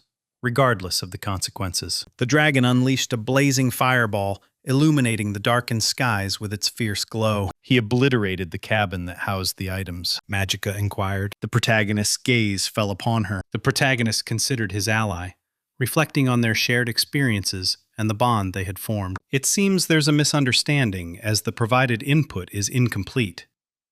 Please provide a full sentence or line to convert, and I will be happy to assist. He surveyed his surroundings. This realization left him with no alternative but to engage in battle. Recognizing it as a lesser species, he declared that he must overcome foes far more formidable than the one before him. The weight of fear threatened to engulf him, for if he succumbed to its grasp, his chances of rescuing Hannah would vanish. The boy unleashed the water cutter spell with deft precision. The protagonist resolved to exploit the beast's vulnerability. However, the creature instinctively raised a shield to guard itself. The lion and the squirrel girl launched themselves at the beast, their determination evident in every powerful stride. Her speed outmatched the others. The girl expertly delivers a powerful kick to the enemy's head, striking with precision. However, she comes to the realization that her physical attacks inflicted no damage due to the protective scales. The vampire urged the young woman to continue diverting the monster's attention, allowing him the opportunity to wield his sword. Unfortunately, the plan takes an unexpected turn for the worse. He found himself compelled to flee, desperately evading the flames that threatened to consume him. As he contemplated the situation, the protagonist found it peculiar that the enemy had abruptly shifted their focus. With a fervent shout, he urges his friend to brace for the impending blow, promising to mitigate its impact with his magical prowess. Even in a state of utter terror, the protagonist's resolve remained unbroken. The boy made the decision to place his trust in his teacher, gripping firmly with both hands. He struggles to avoid being overwhelmed. Fury surged within the dragon as it unleashed a thunderous roar that echoed through the air. He cautions Magica that the protagonist discerned that the creature's vulnerability lay just beneath its chin. Receiving the message, the small squirrel scurried across the forest floor, its bushy tail flicking playfully behind it as it searched for acorns among the fallen leaves. The girl sprang into the air, channeling her power to unleash a devastating blow that struck with lethal precision. With unwavering resolve, she declared that the battle would conclude at that moment. Without warning, she finds herself struck by the beast's powerful tail, resulting in a staggering impact. The protagonist crashes violently to the ground. This left the boys filled with concern. Fortunately, the necklace gifted to Ruto proved to be effective in its purpose. He mitigates the impact of the fall. The dragon seized the opportunity to overpower the squirrel girl with its immense strength, but it soon dawns on him that she has vanished. Just like his companions, the others found themselves relying on the protagonist. He harnessed his abilities to transport them into an underground cave. Lion expressed his surprise at discovering that the grave attribute could be utilized in such a manner. He inquired about the healing potions, but the protagonist regretfully informed him that they had all been incinerated in the cabin fire. Rue made his entrance, revealing that he had successfully obtained a vial. Upon consuming the potion, Magica gradually stirred from her slumber, emerging into consciousness at last. He expresses his regret for allowing his guard to slip. The protagonist urged her to remain behind as they prepared to confront the dragon. The young woman expressed her concerns, insisting that the weight of the burden would be too great if he ventured outside, accompanied solely by the vampire. Acknowledging the necessity of a plan, he proposed that they must devise a strategy together. After a passage of time, the red-haired boy called the creature a fat lizard, fulfilling his role in the carefully crafted plan. His objective was to divert the enemy's attention for a brief moment. With a powerful crash, he snapped the tree in two and remarked that his speed might not be as impressive as others. Yet, with his formidable strength, he remained undefeated by any adversary. The dragon swiftly reduced the trunk to a cloud of dust. Yet, figures emerged from within the swirling flames. He compelled the creature to rely on its paws for self-defense. Ruto declared that he was finished. Lion heaved a massive rock through the air, creating a powerful impact. The creature soared into the air only to be ensnared by the magical trap below. Harnessing his multi-hack skill, the protagonist skillfully immobilizes his opponent. The vampire prepared to make its move once more. As he neared Magica, he urged her not to lose hope in that critical moment. With a swift motion, the boy propelled the squirrel girl into the air. With precision, she activates her artifact from her advantageous position. She unleashed her magnum strike with precision and power. The dragon unleashed a thunderous roar, its maw gaping wide. The creature shields itself by unleashing a torrent of flames. Unbeknownst to him, the action he had taken inadvertently exposed his weakness even further. The protagonist charged forward, sword in hand, ready to face the challenge ahead. Lion advanced purposefully, unleashing a devastating strike that severed the opponent's head from its body. The trio celebrated their victory with exuberant high fives, their exhilaration palpable in the air. The vampire inquired whether he could now embrace the title of Dragon Slayer, to which Ruto responded affirmatively, acknowledging that the strike had been executed flawlessly. Magica expressed her disbelief that the young man had allowed the vampire to complete its task. However, she immediately commended him, asserting that his earlier remarks were merely intended to tease them. Suddenly, a wave of agony washed over the three of them, a consequence of their recent level up. He still had 8 more levels to conquer. The protagonist leaned on his friends, expressing his concern that if they were to lose consciousness, they would find themselves awakening within the belly of a fearsome monster. In a determined effort to avert disaster, he constructs a formidable stone wall, and he instructs Ruto to take up a position as the lookout. As they reclined under the serene glow of the moon, a tranquil atmosphere enveloped them. The following morning, Ruto awoke to find himself staring directly at the dragon's magic stone. Embracing the small slime, he expressed his gratitude for all its assistance. Lion and Magica stirred from their slumber, their eyes widening in astonishment at the immense size of the item before them, signaling that their adventure was far from over. Ruto asserted that there were numerous trophies they could collect to demonstrate their victory over the dragon. Grasping his dagger firmly, he set to work with determination. He declares that everything holds potential for use. Among the valuable resources were the scales, prized for their effectiveness in crafting durable armor. The formidable claws, capable of transforming into deadly swords, gleamed with lethal potential. Additionally, the eyeball held significant value in the market. Nevertheless, the rarest substance loomed on the horizon. It undoubtedly served as the heart of the matter. The horrifying sight causes the vampire to faint, collapsing into darkness, driven by an overwhelming sense of revulsion. Intrigued, the squirrel girl inquired about the heart's potential uses, prompting the protagonist to explain that if it were preserved for 3 years, they could concoct a revitalization potion capable of resurrecting non-human beings. Having systematically dismantled the formidable dragon, he confidently assured that financial matters would not pose any issues for the foreseeable future. Lion expressed that acquiring an inventory skill would be advantageous for managing the burden of carrying numerous items. This unique ability enabled storage within an interdimensional realm. Understanding the absence of such a concept in that world, Ruto asserted that they should gather what they could and make their way back home. To his astonishment, Ruto emerged and presented him with a bag that it had concealed within its own body. He felt a jolt of surprise coursing through him. The young man inquired whether the little guy was capable of transporting all the materials. The creature slowly parted its jaws, revealing a menacing darkness within. He begins to consume all the items voraciously, demonstrating that it was in fact the inventory itself. Tears streamed down the protagonist's face as memories flooded his mind,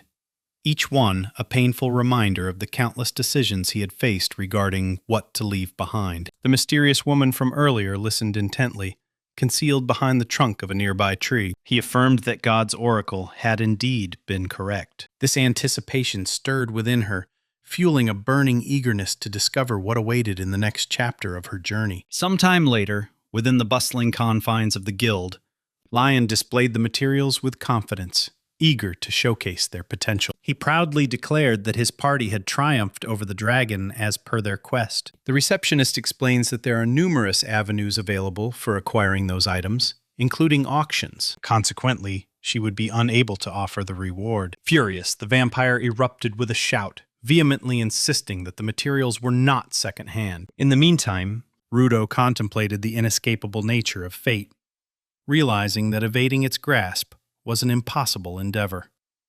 Whenever an action attempts to take place, a sudden interference swiftly emerges. He vocalizes his thoughts, admitting that despite the embarrassment it may bring, the protagonist concluded that it would be wiser to abandon the endeavor and instead focus on selling the items to secure some much-needed cash. Out of nowhere, a mysterious girl materialized before him. He asserts that the trio is overstepping their boundaries. When inquired about her identity, she confidently proclaimed herself as Citri Justice, the forthcoming head of the esteemed Justice family. The vampire warned the young woman to refrain from interfering, only to be met with her sharp retort, branding him an idiot. Aruto endeavored to soothe his friend's frayed nerves, recognizing that he was facing an individual affiliated with the Department of Truth that was part of the esteemed ranks of the 12 generals of Aphonia. The girl scrutinized one of the dragon's claws, her keen eyes noting the freshness of the spinal fluid that glistened upon its surface. He confidently asserts that it is, without a doubt, original material. In a sudden shift of resolve, the receptionist determined to purchase everything. As he approached the protagonist, Justice expressed her enthusiasm about witnessing his future. Subsequently, Lion beamed with joy as he clutched a bag filled with 150 shimmering gold coins. Pondering deeply, the young man couldn't shake off the curiosity as to why the girl had leaned in and whispered those words into his ear. It remained uncertain if her awareness of his plan was the reason for her actions. Having meticulously pieced everything together over the course of a decade, he had reached this pivotal moment. Within the confines of the inn, he realizes that there is no opportunity to alter his path. This meant that he would need to persevere. In a different location, the scene unfolded. He observed Citri engaged in a fierce sword duel at the center of the battleground. Having triumphed over her adversary, the young man triumphantly proclaimed his victory. He inquired whether something had occurred, noting her eager demeanor. With a triumphant smile,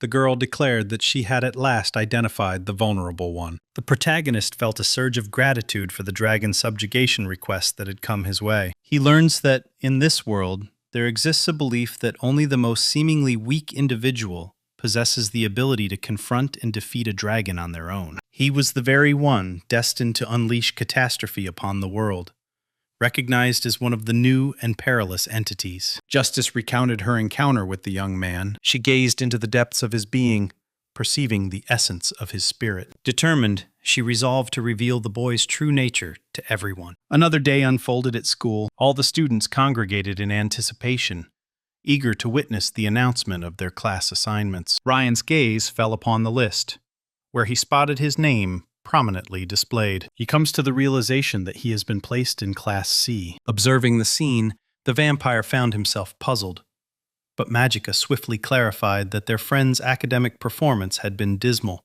which had incited the current situation. The man inquired about the girl's class schedule. Her eyes sparkling with excitement, she eagerly announces that she will be attending Class A, renowned as the finest of all. In that instant, Alto remarks on his assignment to Class D. His friend erupted into laughter, collapsing onto the floor as he inquired about the events of the exam. The hero candidly acknowledges that his impressive grades hold little significance, as the strength of his magical presence remains a mere 1 star. Aruto's declarations shifted the atmosphere entirely, as he nonchalantly asserted that his school life held little significance to him. He considered it a wonderful development. Following their conversation, the trio exchanged farewells. The protagonist strides purposefully towards his classroom, anticipation building with each step. The protagonist struggles to recall the events that will unfold upon opening the door, and then he follows through. Within the classroom, a student lamented about his inability to practice water magic effectively. At that moment, the boy and his classmates caught sight of the hero, unleashing a chorus of taunts as they branded him peasant scum. He was regarded as a lesser student, struggling to keep pace with his peers. Donning a mask of camaraderie, the protagonist flashed a smile and wished his classmate good luck with the impending training. In an unexpected twist, one of the boys unleashed a torrent of water magic directed at the hero, who swiftly neutralizes He unleashed a torrent of defensive magic in response to the impending attack. Unfazed by the circumstances, Aruto reminisced about how magnificent that magic had appeared in his previous life. One of the students gasped in disbelief, while another speculated that the newcomer was donning a set of stolen magic armor. A surge of enthusiasm coursed through him. The boy began preparing to harness his fire magic. However, the protagonist remains largely indifferent to it. Suddenly, everything takes a dramatic turn. His gaze caught the moment a girl stepped into the classroom. In a determined effort to shield her from harm, the hero swiftly bounded toward his classmate. He ultimately secures He delivered a powerful punch against the wall, shaking the very foundation of the room. He cautions that employing attack magic within the confines of the classroom poses significant dangers. Following the reprimand, the hero cast a glance over his shoulder. He found himself standing face to face with Hannah. He stepped closer to the girl, ready to reassure her that someone had been using magic, and that there was no reason for her to be concerned. As he gradually distanced himself, tears welled up in his eyes as he admonished himself to steer clear of her entanglements. The protagonist comprehends that he has only 5 more years to live, realizing with a heavy heart that he will ultimately leave her alone once again. With only 4 months remaining until Hannah's impending death, Aruto resolutely vowed to himself that he would do everything in his power to protect her. Hannah entered the world as a privileged heiress, destined for a life of wealth and influence. Consequently, her parents ensured she received an elite education throughout her childhood. One fateful day, she unwittingly caught her teacher's words in a conversation. He expressed that his student lacked any semblance of talent. The man elaborated that the little girl possessed 4 stars of presence. However, she lacked any substantial foundation to support such potential. Without hesitation, the teacher bluntly declared that his student lacked competence. Upon hearing that, Hannah resolved to strive for 10 years. However, Her efforts consistently ended in failure. Her stagnant progress prevented her from leveling up, ultimately leading to her abandonment by everyone in her life. This included even her own father. Her admission to the school was solely a result of political considerations made by the institution, influenced significantly by her family name. As she navigated the corridors, the blonde believed that she should remain hidden from all prying eyes. Her ultimate objective was to conceal her very presence within the confines of the school. As he stepped into the classroom, Hannah recalls the moment her mother imparted the meaning of having a soulmate. In that precise moment, the hero materialized, and in that very moment, she realizes that this boy is her destined soulmate. After a brief interval, the scene shifted to the martial arts class. The teacher declared that any student lacking motivation would face expulsion. Aruto diligently practiced with the dagger, honing his skills with each precise movement. Suddenly, the teacher lunged forward with an attempt to strike him. The hero skillfully evades the attack, his reflexes honed and instincts sharp. Startled by the sudden movement, the boy raises a question to his teacher, seeking clarification and understanding. The man, in response, demanded that the student surrender his dagger. He pondered the reasons behind his exceptionally high grade and the rarity of his weapon. In this instance, the protagonist had acquired the weapon by vanquishing the dragon, a fact he must keep secret. The teacher cautioned the class that dependence on weapons alone would not foster the development of their skills. He declared that he would retain possession of the weapon until the boy's level advanced. Observing this, the classmates remarked on Professor Levante's status as an A-rank adventurer, noting that his gaze held a merciless intensity. Abruptly, the man lunges toward the boy with fierce intensity, demanding to know why he is taking so long to respond. With remarkable agility, the hero deftly evades Levante's relentless strikes. The teacher remarked that the boy displayed a remarkable amount of courage in evading his strikes. He considered himself incredibly fortunate. With that, the man presents a formidable challenge. He declares that if he is unable to make contact with the student even a single time, then the student may retain possession of the dagger. Observing his surroundings, the protagonist realized that abandoning the lesson would reflect poorly on a teacher's responsibilities. Without hesitating, the man burst into the room, proclaiming his intent to exploit the situation, regardless of the fact that his student hailed from a common background. Nevertheless, the hero successfully prevails. He skillfully evaded every attack launched by his teacher. Impressed by the student's remarkable skill, Levante believes he is merely a fortunate young boy. Driven by desperation, the man unleashed his wind magic with unwavering determination. He reached out to draw the student closer. Despite his unwavering efforts, the protagonist skillfully evades yet another attack. At that precise moment, the students erupted in cheers, their voices ringing out in support of the teacher. Without warning, the man unleashed his wind magic once more. The hero was compelled to employ his lightning step in a desperate bid for escape. In a fleeting moment, Alto sprang gracefully into the branches of a tree, his movements fluid and precise. The technique was reminiscent of a dazzling yellow flash, illuminating the surroundings with its swift movement. Irritated, the teacher pondered the reason he was unable to discipline the troublesome brat. He admits that his escape was not successful. The man gestures toward the student's torn shirt, declaring it a mark of his victory. Startled, the protagonist reflects that he had certainly not been touched. Alto fervently contended that the tear had been wrought by the relentless pressure of the magical wind.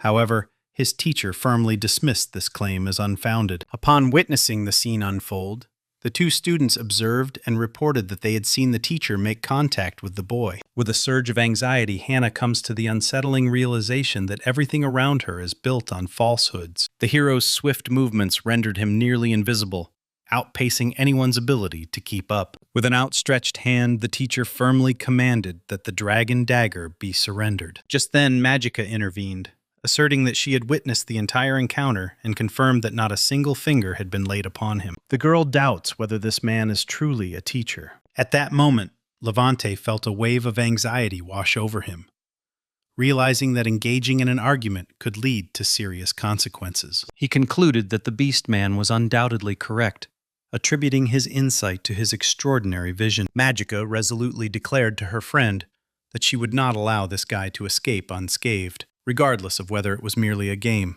prompting Alto to express his gratitude. With a warm smile, Levante proposes that they begin anew. The protagonist unleashes a powerful wind slash. He elaborates that this advanced technique envelops his hand in a layer of magic. With remarkable agility, the man lunges toward his target. However, the hero deftly evades the attack. However, this magic not only extended the range, it was an assault that unleashed a flurry of razor-sharp blades of wind. The teacher contemplated the weight of the situation, acknowledging that even if the boy were to meet an untimely end, it would hardly disrupt his life. As a commoner, he lacked the privileges afforded to those of higher status. The hero concentrated, determined to push his speed to its absolute limit. He bides his time, holding back until the very last instant. He navigated the situation effortlessly. He skillfully evades each of the swirling wind blades. Irritated, Levante contemplated whether this student was merely inferior. Possessing only a one-star presence power, he pondered whether there might exist a human capable of surpassing such abilities. However, he swiftly reconsiders,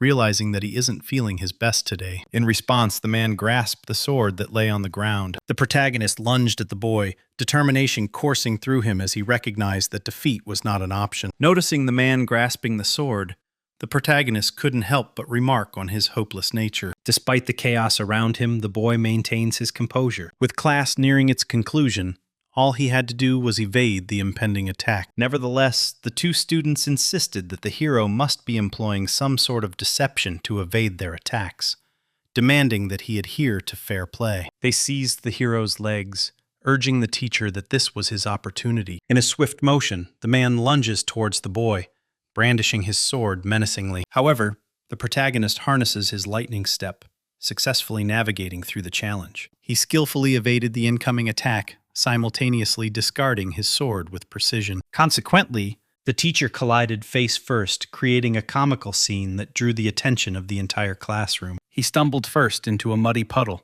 splattering muck around him. Thus, the class came to a close. Alto remarked that the man had been consumed by his own greed, an inflated sense of self-worth. Following the conclusion of the lecture, the sword, having soared through the air with great velocity, ultimately landed perilously close to his opponent's face. This left him utterly petrified. The hero cast his gaze toward one of his classmates. With a warm smile, he kindly requests them to release their grip on his leg, and indeed, they followed through. As the class came to an end, the students began to stream out into the hallway. He marveled at the incredible expertise and knowledge displayed by Professor Levante. Frustration welled up within him as he came to a startling realization. He realized that his actions faded from the memories of those around him. As he observed his classmates, a familiar surge of the world's enchanting magic enveloped him once more. Without warning, Magica materialized and delivered a sharp punch to his arm. Gazing with a menacing expression, she expressed concern that her friend was far too reckless and cautioned against allowing someone to approach him from behind. Moreover, his friend cautioned him that the hero would be required to participate in her training after class as a form of punishment. From a distance, Hannah observes the two engaged in conversation. As the sun began its descent, casting a warm glow over the landscape, the late afternoon settled in. The blonde diligently practiced with her wooden sword, honing her skills with each precise movement. As he pondered the reasons behind the absence of praise for Alto, a feeling of confusion washed over him. The blonde recognized the teacher's remarkable qualities, yet she couldn't shake the feeling that she might be the only one who noticed the hero's undeniable advantage. In an astonishing turn of events, the girl had observed that the protagonist frequently kept his eyes closed. He realizes that she lacks the ability to replicate his actions. Frustration washed over the blonde as she questioned whether her lack of a gift was the underlying reason for her predicament. However, Hannah decides to take a different path. He resolved to put aside his distractions and concentrate on his training. In a moment of carelessness, she ultimately inflicted an injury upon her hand with the sword. Tears streamed down her face as she confessed her desire to be strong. Without warning, the hero burst into the training room, his presence commanding immediate attention. The protagonist awkwardly offered an apology, explaining that the "in use" sign had gone unnoticed.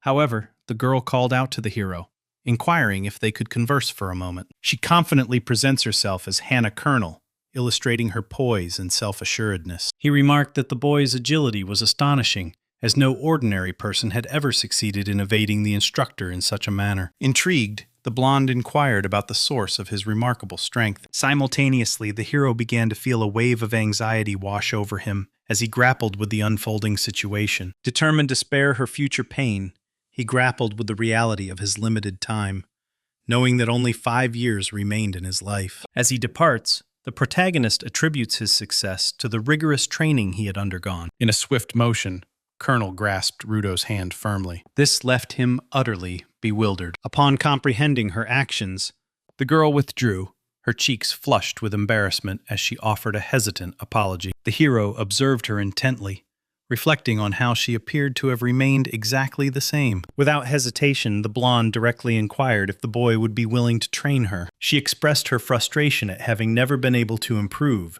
despite the guidance of exceptional teachers, admitting that many had already lost hope in her potential. With unwavering courage, she boldly expresses her desire to receive training from him.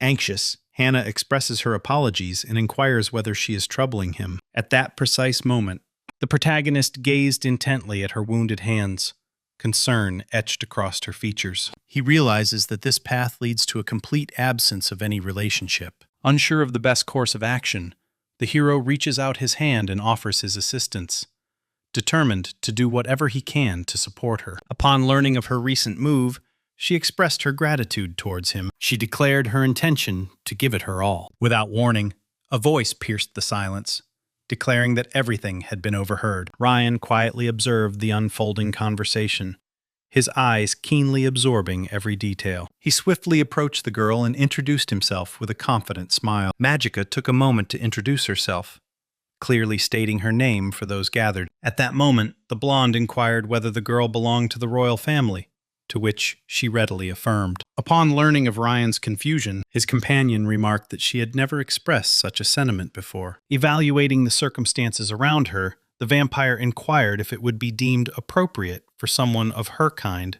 to ascend to royalty. Frustration simmered within him. The girl decisively imparts a valuable lesson to him. Filled with apprehension, Hannah inquired whether they should intervene, but the hero reassured her that Ryan was remarkably resilient and that everything would turn out just fine. The boy recounts how his friend started off frail and vulnerable, but has since grown strong enough to defend himself against Magica. Several days later, on the fringes of Euphonia, the group convened and embarked on an exploration of the forest. At a pivotal moment, Magica inquired about the new member's existence power, to which she responded that it was 4. However, she reveals that she lacks any special ability, which has resulted in her level stagnating. The 2 members of the group exchanged surprised glances. He inquired whether that wasn't impossible, igniting a flicker of insecurity within the blonde. Alto urged his vampire friend to steady himself, yet Rian exuberantly insisted that what was unfolding before them was truly extraordinary. He articulates that while many believe a gift resembles a talent essential for human development, it can also be perceived through an alternative lens. He inquired if her way of life was being confined. The man proclaimed that a lack of a gift granted one the freedom to carve out their own path in life. Upon hearing those words, the hero comes to the profound realization that his friend is indeed correct. Hannah remarked that it was the first time anyone had ever addressed her lack of a gift in such a manner. Aruto exclaimed in disbelief at the remarkable quality, marveling that such excellence could have originated from Rion. After a considerable journey, the group finally arrived at the last stretch of the forest. With a glimmer of curiosity in his eyes, the blonde inquired about the upcoming training session, specifically wondering if it would incorporate any activities involving trees. A smile graced the protagonist's lips as he confidently explained that it was merely practical combat. He asserts that the girl will soon face genuine monsters, sending a shiver of fear down her spine. However, the colonel contended that engaging a monster was currently out of the question, given her status as merely a level 1. The hero reassured her with a resolute statement, expressing his unwavering commitment to ensure her safety. In that very moment, a group of goblins suddenly materialized at the location, their presence instantly filling the air with tension. The group becomes increasingly cautious. Magica remarked that the leader had no need to assemble such an extensive horde of goblins. However, Alto reveals that he has devised a plan, and murmurs it too. He glanced at his 2 partners, contemplating their next move. Upon hearing the suggestion, both of them nodded in agreement with the idea. The group initiated the battle, their determination palpable in the air. The three more experienced warriors boldly advanced toward the enemy lines. Magica swiftly evaded one of the incoming attacks. He asserts that it would be ineffective to take them down individually. With that determination fueling her, the girl propelled herself into a remarkable leap. He landed with undeniable force, overwhelming and defeating several opponents in his wake. Meanwhile, he wielded his magic with precision, deftly confronting the horde of menacing monsters. Without a moment's hesitation, he launches his assault. He effortlessly vanquished multiple goblins, showcasing his superior skills and prowess. From a distance, the blonde girl observed the remarkable display of strength exhibited by those around her, marveling at its sheer incredibility. Suddenly, a goblin lurked in the shadows of the bushes, its presence revealed in an unexpected moment. He positioned himself stealthily behind the rookie, preparing to launch an attack. In a swift motion, Alto positioned himself in front of her, ready to shield her from any harm. With ruthless determination, he delivers the final blow to the monster, ensuring its swift demise. Concern etched on his face, he inquired whether the girl had sustained any injuries, to which she assured him she was unharmed. Meanwhile, Rion finds himself ensnared by the goblins. Crumbled on the ground, he called out for assistance, prompting the girl to summon their hero. He responds curtly, indicating that he is unable to assist due to his pressing obligations. The protagonist urgently implored the rookie to rescue his friend, leaving her visibly distressed. Observing the situation unfold, the hero reassured her that it was a sound strategy, as she could launch her attack from behind without exposing herself to danger. A satisfied smile graced the protagonist's face, signaling that events were unfolding precisely as he had envisioned. The protagonist intended to leverage Ryan's extraordinary ability for his own strategic advantage, to capture the undivided attention of all the goblins for an extended period. In this manner, the rookie would gain the ability to conquer at least one goblin independently. Aruto recognizes that he and Magica will take care of the remaining challenges together. The crux of the matter lay in determining whether Heng possessed the courage to confront and vanquish the monstrous threat. Gripping the sword tightly, the girl began to tremble with apprehension. Determined to take action, she quickly recalls all her training in an effort to devise a plan. Determined, she resolved to charge ahead. He inadvertently struck one of the goblins. However, her blow lacked the necessary force to vanquish the creature. Confronted by the stark reality of her own frailty, the rookie felt her irritation mounting as she struggled to safeguard her friend. Tears streaming down her face, she grapples with a haunting question.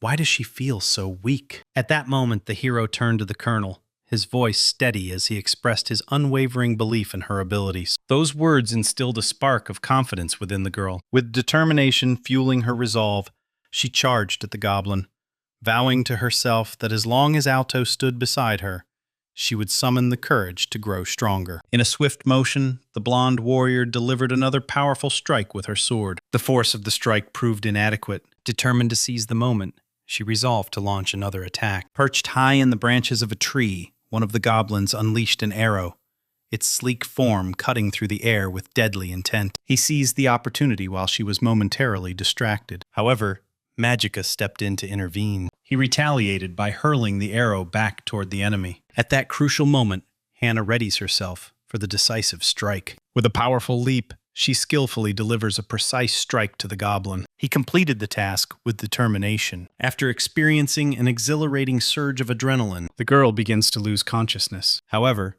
Alto swiftly intervenes, catching her in the nick of time. The colonel expressed her apologies, revealing that she was experiencing a wave of dizziness. The hero explained that the wave of nausea he was experiencing was a consequence of his recent leveling up. Upon hearing that, the girl found herself in disbelief. He broke down in tears, sobbing uncontrollably. At that moment, a smile spread across the protagonist's face as he realized that the girl had been anticipating this moment for 15 long years. Shattering the solemn atmosphere, Ryan inquires about how much longer he must remain in that position. Observing the redhead's battered condition, the colonel inquired about his well-being, to which the redhead confidently responded that the attacks barely registered a sensation. Rian elaborated that this initiative was designed to assist her in discovering her inner courage. The hero proposed a brief respite, allowing the rookie to regain composure. However, she expresses her dissent and requests to proceed. In that moment, he summoned Q. He extended the dragon bone longsword to the rookie, a gesture filled with unspoken trust and responsibility. He proclaims that it is a weapon he crafted specifically for her. Hanada gazed in awe at the exquisite beauty of the blade, captivated by its shimmering edges and intricate design. As she glanced over her shoulder, the girl spotted a group of goblins advancing toward her. With newfound confidence surging within him, the heroine lunged forward, brandishing her new sword as she fiercely confronted the enemies. Yet, with a single strike, she deftly cleaved the ground in two, catching everyone off guard. The blonde woman expressed her disbelief, admitting that she felt unable to master such an extraordinary sword. The hero elucidated that the instruments one wields ultimately shape their identity, asserting that this sword would empower her even further. He smiled warmly and urged the colonel to have faith in herself. He declared his intention to progressively escalate the number of her challengers. Consequently, Hanada perseveres with her training regimen. He systematically dispatched numerous goblins scattered throughout the forest. After a passage of time, the protagonist inquired about the girl's well-being, concerned she might have been injured from her diligent efforts. But she assured him that she was perfectly fine. Intrigued, he inquired about the extent of her level increase, prompting the blonde to begin her assessment. Upon witnessing the outcome, both the heroine and Alto were left in a state of disbelief. At level 31, she had successfully acquired the coveted hero's egg. The hero and the vampire exchanged puzzled glances, both bewildered by the mysterious gift, as it was unlike anything they had ever encountered. However, Magica felt a jolt of surprise as she contemplated whether Hanada might indeed be the individual she had been seeking all along. In this world, the existence of 6 divine pillars is revealed, with Largo standing as the foremost among them, governing the realm of war. Diatonic, the embodiment of life and creation, held dominion over existence and birth. Zomatis, the esteemed overseer of technology, accompanying him was Nissus, the powerful figure who governs the realms of souls and destiny. Fortemis, the formidable arbiter of justice and order, commanded authority with unwavering conviction. The 6th pillar revolves around Amano Irihoja, the primary deity of the squirrel tribe, who governs the essence of nature. Magica, the esteemed princess of her tribe, was bestowed with a divine oracle from the god Amano Irihoja, alongside the destined hero who would reshape their world. Thus, she was entrusted with the mission of locating the bearer of the gift and elevating that individual to her right hand. Ever since the girl encountered Alto and embarked on her journey alongside him, she had been consistently engaging in that behavior. At last, the girl beheld the heroine she had long sought. The noblewoman believes that her continued existence as an egg is the result of divine intervention from the god Fortemis. The Church of Fortemis was renowned for boasting the largest congregation of believers globally, wielding significant influence over the kingdom of Euphonia, its home. In the pursuit of justice and the maintenance of order, the church sought to eradicate any presence that posed an inconvenience to its agenda. Magica speculated that Hannah's gift had been sealed because it likely posed a significant obstacle to Fortemis. To finalize her theory, the squirrel girl deduced that it was Alto who had broken the seal. In that moment, she realized that choosing to follow the boy had been the correct decision. She was confident that she now possessed the ability to make the egg hatch. Without warning, the protagonist raised his voice, calling out to those nearby. He turns to her, inquiring whether she has any insight into the mysterious egg's origins. Magica responds with certainty, expressing her belief that it is still far too early to draw any conclusions. Shifting the focus of the conversation, the newcomer inquired whether she could return home now that dawn had arrived. She expressed concern that her butler would be worried, to which Alto concurred, noting that her level had already increased significantly. In response, the girl expressed her desire to make a request of the hero. With a hint of hesitation, she extends an invitation for him to come to her home. Alto nodded in agreement, believing it would be more effective for him to clarify the reasons behind her tardiness. In that moment, the hero recalled a pivotal memory from his past life, when he had escorted Hannah home, only to provoke the butler's fury as she had sustained injuries during their journey. Moments later, the two of them reached the grand mansion. Alto marvels at the house's magnificence, despite having experienced. He had encountered it numerous times in the past. The colonel revealed that the inaugural leader of her family played a pivotal role in the establishment of the kingdom of Euphonia. After that remarkable man, each successive leader distinguished themselves through their exceptional contributions, playing significant roles in shaping the nation's future. The boy inquired whether she would take their place, to which the newcomer confidently affirmed that she would. She asserts that this is the reason for her perceived incompetence. It was an immense dilemma that loomed over him. After a brief passage of time, the atmosphere in the room shifted. The girl requested the hero to wait for her just a moment. At that moment, he cast a glance to his right. He pointedly remarked that the butler, who had been lurking in concealment, could now emerge. He stepped forward to introduce himself. The man introduced himself as Klein, the chief butler of the Colonel family, and revealed that he had taken the liberty to observe him. Alto inquired if the butler had any personal matters to address privately. He acknowledged that the young man's swift intuition proved to be invaluable. Without hesitation, Klein inquired about the hero's true intentions for approaching Lady Hannah. The man noted the presence of approximately 30 classmates in Class D, and inquired about the young man's specific choice of her. Alto realizes that he cannot dismiss the occurrence as mere coincidence, for it is well known that the Colonel family holds a position of utmost nobility. In response, the hero confesses to feeling a deep connection with the girl, drawn to her because she possesses no special gift. He articulates that his power is merely one star, a distinction that grants him deep empathy for those who possess nothing. Upon hearing those words, Klein concluded that the young man must have endured numerous hardships. As the butler poured the tea, he remarked that the lady had been wearing a brighter smile in recent days,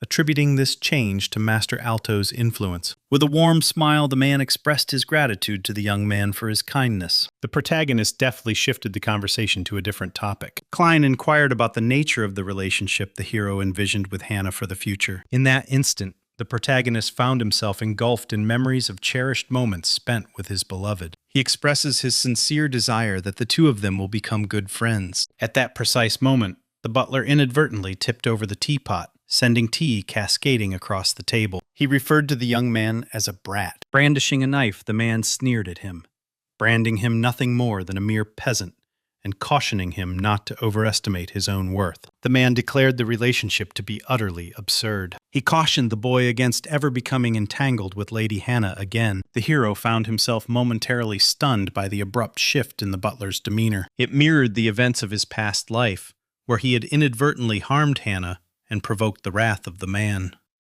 The protagonist grasped the unsettling reality that emotions seem to be influenced by an unseen force, a manifestation of the magical rule imposed upon the world by Fortimus. The protagonist recognizes that remaining silent would be detrimental, as it would mirror the mistakes of his previous life. In an astonishing moment, the boy abruptly disappeared from the sofa, leaving no trace behind. From a distance, he inquires about the reasons preventing him from engaging with Miss Hannah. The butler remarked that mingling with a peasant was perceived as a degradation of dignity by the esteemed Ducal household. He remarked that the young man possessed only level 1 existence power, and inquired if there was anyone who could demonstrate even less dignity. In a heated exchange, Aruto retorted that it was the man who was truly losing his dignity. The boy reveals that Miss Hannah has significantly improved her strength through training and is poised to achieve a commendable ranking in Class D. Indignant, he confronted the butler, demanding to know what efforts had been made on behalf of the girl over the past 15 years. Aruto pointed out that none of them took any action, as she had remained at level 1 the entire time. He maintained a facade, focusing solely on appearances, without any desire for power. With agility, the hero leaped from one side of the room to the other. He pointed out that there were 5 butlers present in the room. He displayed his arsenal with a commanding presence. The young man remarks that while Klein appears to be the most formidable butler among them, their collective strength remains constrained. The boy inquired about the methods the butlers would employ to intervene and halt the conflict if it were to occur. He inquired if the butlers could refrain from interfering with his dignity, or something along those lines. At that moment, the colonel stepped into the room, offering her apologies for the delay as she assured him that she would guide him through the house. The noblewoman inquired about the butler's presence in the room. With a smile, the hero remarked that they had been engaged in conversation. Rising to his feet, the boy expressed a desire to encounter the butler once more. The man, in response, offered his agreement. As he strides confidently down the corridor, the protagonist realizes that others may perceive him as harboring hostile intentions toward the Ducal House. In that moment, the hero realized this was the sole path to instill a palpable sense of crisis in everyone. In the haunting memories of his past life, the protagonist recalled how everyone had perished, a fate that might have been avoided had they been better prepared. In a sudden burst of urgency, Hannah called out for her master. He comments on how unusual it is to witness him so preoccupied. The girl swung open the door, revealing the room beyond. The hero felt a surge of astonishment, reflecting on how, in his previous life, he had barely managed to set foot inside the reception room. However, the girl cautions him that this space actually belongs to her. She explained that it was a long-standing tradition among the nobles to invite their closest friends into their private chambers. She undertook the action as a heartfelt expression of her gratitude. Aruto remarked that the young woman had dedicated herself tirelessly to her training, acknowledging that his assistance had merely played a minor role in her journey toward strength. Upon hearing the colonel's response, a smile crept across her face as she revealed that she had anticipated his answer all along. However, her expression abruptly shifted, revealing a longing to confess her true feelings. Recognizing the gravity of the situation, the hero recalls that, in his previous life, it was Hannah who took the courageous step of confessing her feelings and inviting him into a romantic relationship. Despite his wishes, the protagonist remained unaware of the undeniable truths he could not accept in this life. The hero recognizes that accepting her heartfelt confession would inevitably bind him to her, igniting visions of a blissful future together. This approach would allow the tragedy to unfold once more. Nervously, the boy reminded himself that he must decline for her well-being. The colonel steeled herself, summoning the courage she needed. With her eyes gently shut, she inquired if the hero had any desire to become her closest friend. The protagonist stood frozen in disbelief,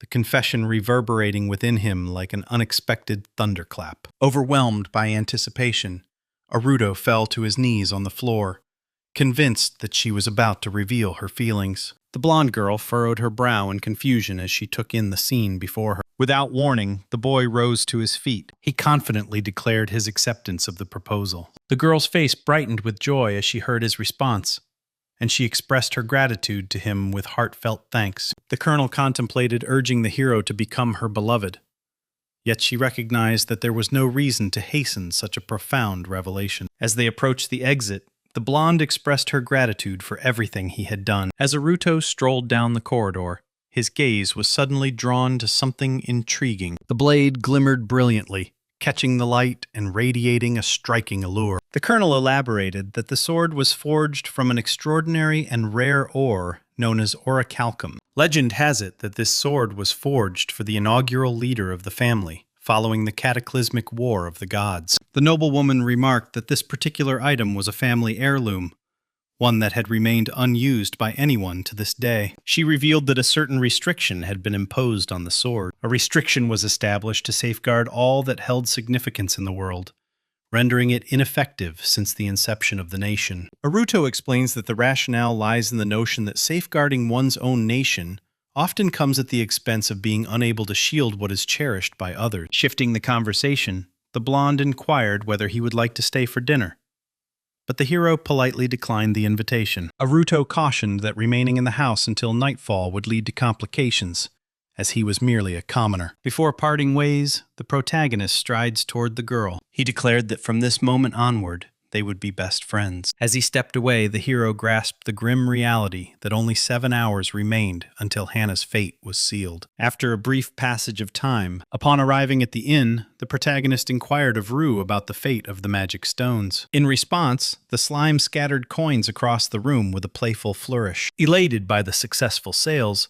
the boy resolved to invite Magica and the others to visit Hannah. The hero turned to his friend, suggesting they visit either Rihan's or Magica's room that very night. He declares his intent to undertake a task in solitude. In a sudden display of emotion, the mascot broke down in tears, overwhelmed with despair at the missed opportunity for the two of them to share a moment alone. As night descended, some time had passed since the earlier events. The protagonist stood by the window, gazing outside as Rue peacefully napped nearby. He comes to the profound realization that the moment he has been awaiting has finally arrived. He realized that the man would soon make his way to the Colonel House, where Gammy Jin was destined to appear along the same path. The boy selected this room with a specific purpose in mind. At that moment, he activated the status screen. He contemplates the possibility of overcoming Gammy Jin with his current statistics. Determined not to succumb to fear, he firmly resolved that dwelling on such thoughts was futile at this moment. The only remaining option was to engage in battle. That night, the Colonel family's home was engulfed in flames. The protagonist sprinted frantically in the direction of the mansion. Upon his arrival at the location, he observed the hooded figure confront the butler. Gammy Jin had declared that Hannah's fate was sealed by the royal decree, necessitating her execution. Trembling with fear, the butler pressed for answers, questioning the man's motives, and wondering if this was truly the conduct expected from a general of Euphonia. With a derisive smirk, the villain retorted that the 12 generals of Euphonia comprised the king's executive force. With a warm smile, Gammy Jin declared that this was an official command from the king, emphasizing its absolute legitimacy. In a state of disbelief, Hannah's mother demanded to know the reason behind the king's chilling order for her daughter's execution. Drawing his sword, Klein declared that he would not tolerate such an order. The protagonist surged forward, brimming with determination. The man declared with conviction that he would offer no mercy to his opponent. His sword came to an abrupt halt, impeded by a solitary finger, evoking memories of Ichigo's legendary clash with Aizen. The general leaned in, his hand hovering near the butler's face. He swiftly dispatched his opponent with a powerful spell, remarking that the confrontation had stirred no emotions within him. Positioned discreetly behind a towering tree, he observed the scene unfolding before him. The hero stood frozen, his body trembling with fear as he witnessed the unfolding chaos. At that moment, the hooded figure advanced toward the family, poised to complete his grim task. The woman reassured her daughter with a gentle smile, promising that everything would turn out just fine. She vowed to safeguard her at all costs. With her arms outstretched, the noblewoman firmly cautioned the general to halt his approach. He inquired whether the protagonist's intention was to obliterate the house. He responded confidently, assuring that the house would be secure in the future, while revealing that the original plan involved eradicating the entire family. Surprisingly, the chief colonel had agreed to this strategy. Kamijin disclosed a shocking truth.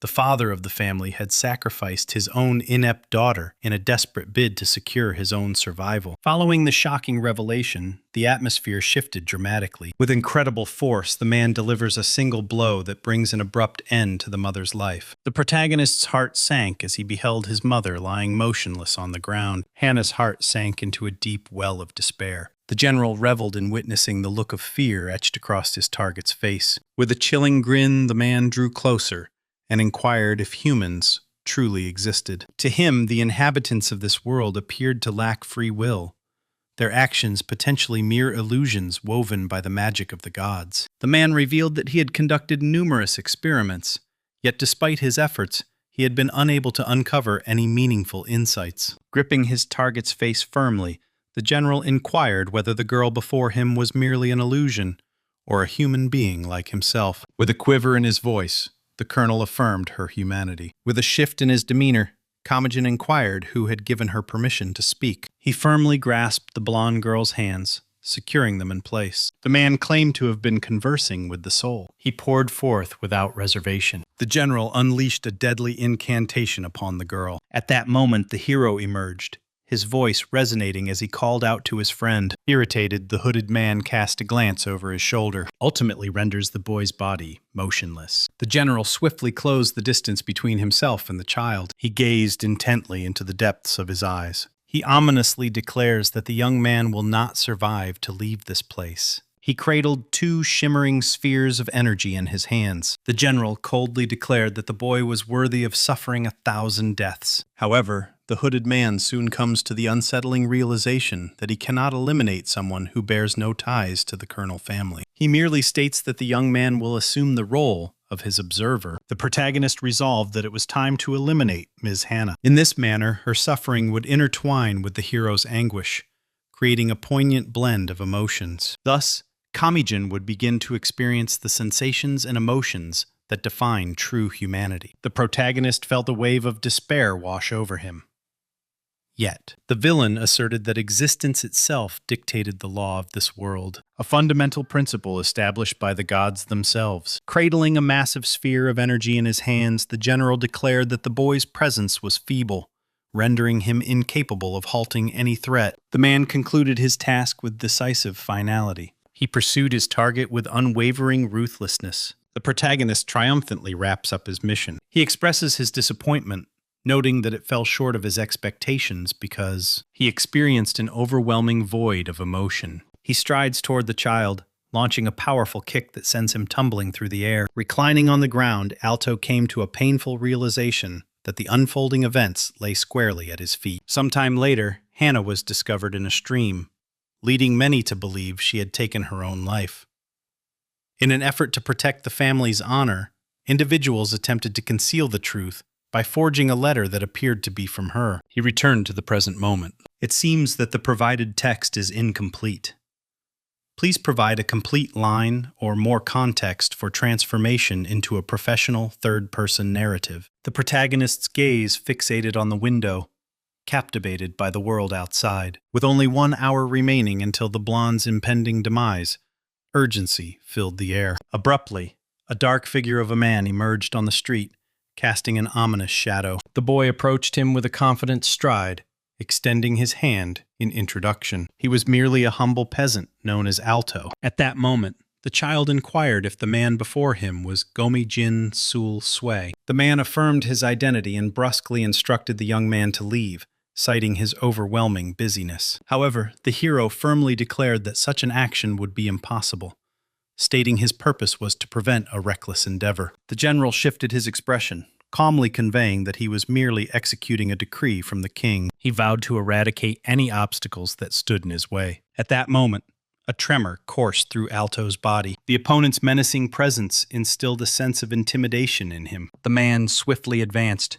closing the distance with determination. He began to unleash a flurry of strikes with his staff, each blow landing with precision and force. Irritated, he questioned whether the commoner possessed any awareness of his own status. The hooded man's irritation intensified, his frustration palpable in the air around him. Consumed by a surge of rage, with a forceful strike, he delivers a crushing blow to the protagonist, sending him tumbling from his position. As he draws near to the general noted with a hint of admiration that these children possessed an extraordinary resilience, as even the slightest touch seemed capable of shattering their fragile demeanor. However, the hero confidently declared his well-being as he aimed his dagger menacingly at Sul Sui. He was taken aback by the surprising strength displayed by the boy. In that pivotal moment, Alto harnessed the power of resistance against inequality, causing his presence level to ascend triumphantly to 2 stars. However, his adversary successfully deflected the strike using a mystical barrier. The man stared in disbelief, as a child possessing only 1 star of existence power should not have been capable of such agile movement. Within his thoughts, Alto recognized that his ability to adapt to this variance in existential power stemmed from years of rigorous training alongside Rikian and Magicka. Furthermore, his power over existence surged, amplifying his capabilities beyond previous limits. Until that moment, there existed an unchangeable truth within the world. This moment exemplified the extraordinary force of the innate ability known as creation. The hero successfully harnessed the power that lay dormant within. However, this revelation did nothing to alter the inevitable outcome. In that instant, he unleashed a spell in the direction of the boy. Alto expertly evaded the incoming strikes, a sensation of weightlessness coursing through his body. He suddenly discovers that he can now channel an even greater flow of mana than ever before. In this manner, he could unleash any magic necessary to safeguard those he cherished. In that instant, Alto unleashed a powerful assault, expertly harnessing the might of the 4 elements in unison. The air crackled with an intense energy as flames danced wildly, illuminating the surroundings in a fierce glow. The protagonist found himself surrounded by an icy landscape, the cold air biting against his skin. A gentle breeze whispered through the air, rustling the leaves and carrying with it a sense of tranquility.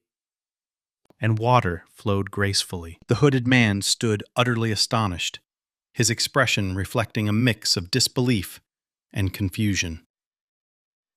In a swift and menacing motion, the general unleashed a shadowy assault directed at the boy. The 2 spells clashed with a resounding explosion of magical energy. With that maneuver, the protagonist's 4 attacks were rendered ineffective. Still clinging to the hope of victory, he summoned his water sphere. This assault triggers a dense mist began to envelop the battlefield, shrouding the combatants in an eerie haze. Alto emerged with the stealth and agility of a skilled ninja. He stealthily approached his opponent from behind, brandishing a dagger with deadly intent. However, The man adeptly evaded the attack with remarkable ease. The hero's unease deepened as he observed the hooded man's remarkable agility. Determined not to let the next opportunity slip away, he resolved to seize it without hesitation. He lunges forward, closing the distance between himself and his opponent with fierce determination. This time, the man narrowly evaded the attack, barely escaping its grasp. Determined to make the most of every moment, he pressed forward without hesitation. Gamijin enveloped himself in a protective dome, crafting an impenetrable barrier around his own form. The dome functioned as a sensory net, brimming with high-density mana, enabling him to detect even the slightest movement of an individual or the ebb and flow of mana around him. Without a moment's hesitation, Alto surged forward. He dashed towards the dome, hesitating as he partially stepped inside. With that declaration, the general pronounced the end for the young boy. He swiftly launched an attack towards him. However, the trajectory of the attack unexpectedly shifted. The protagonist swiftly closed the distance. Perplexed, the man pondered the mysterious ways in which the young man had accomplished such a feat, since he felt no trace of magic being activated. Clutching the dagger tightly, Alto proclaimed that this marked the end of their journey. However, the boy inadvertently collided with a post rather than landing a blow on his foe. At that moment, the man inquired of the young man about the actions he had taken to alter the trajectory of the attack. It was revealed that the protagonist had devised a clever hack in preparation for this battle. The hero skillfully deployed steam to bewilder his opponent's awareness of position, expertly leading him toward the strategically prepared point. However, his plan was ultimately thwarted by a mere step's distance. In a state of disbelief, the boy pondered that he had never stood a chance of victory from the outset, as if some divine interference had orchestrated this revelation. The man reflected on his plans, noting that the oracle of the god Fortimus had advised him to eliminate the hero's egg with utmost urgency. Upon learning of Aruto's astonishment, he couldn't help but question how the hooded man possessed knowledge of Hana's natural gift, which had only revealed itself that very day. With a spark of curiosity, the protagonist inquired if the general possessed any knowledge regarding the legendary hero's egg. At that moment, Salsway inquired whether the young man had ever encountered the concept of a natural gift known as heroism. The phantom gift, a rare phenomenon, materializes only once every century and typically surfaces just before the onset of a significant conflict. He articulates that this is the most detrimental type of gift,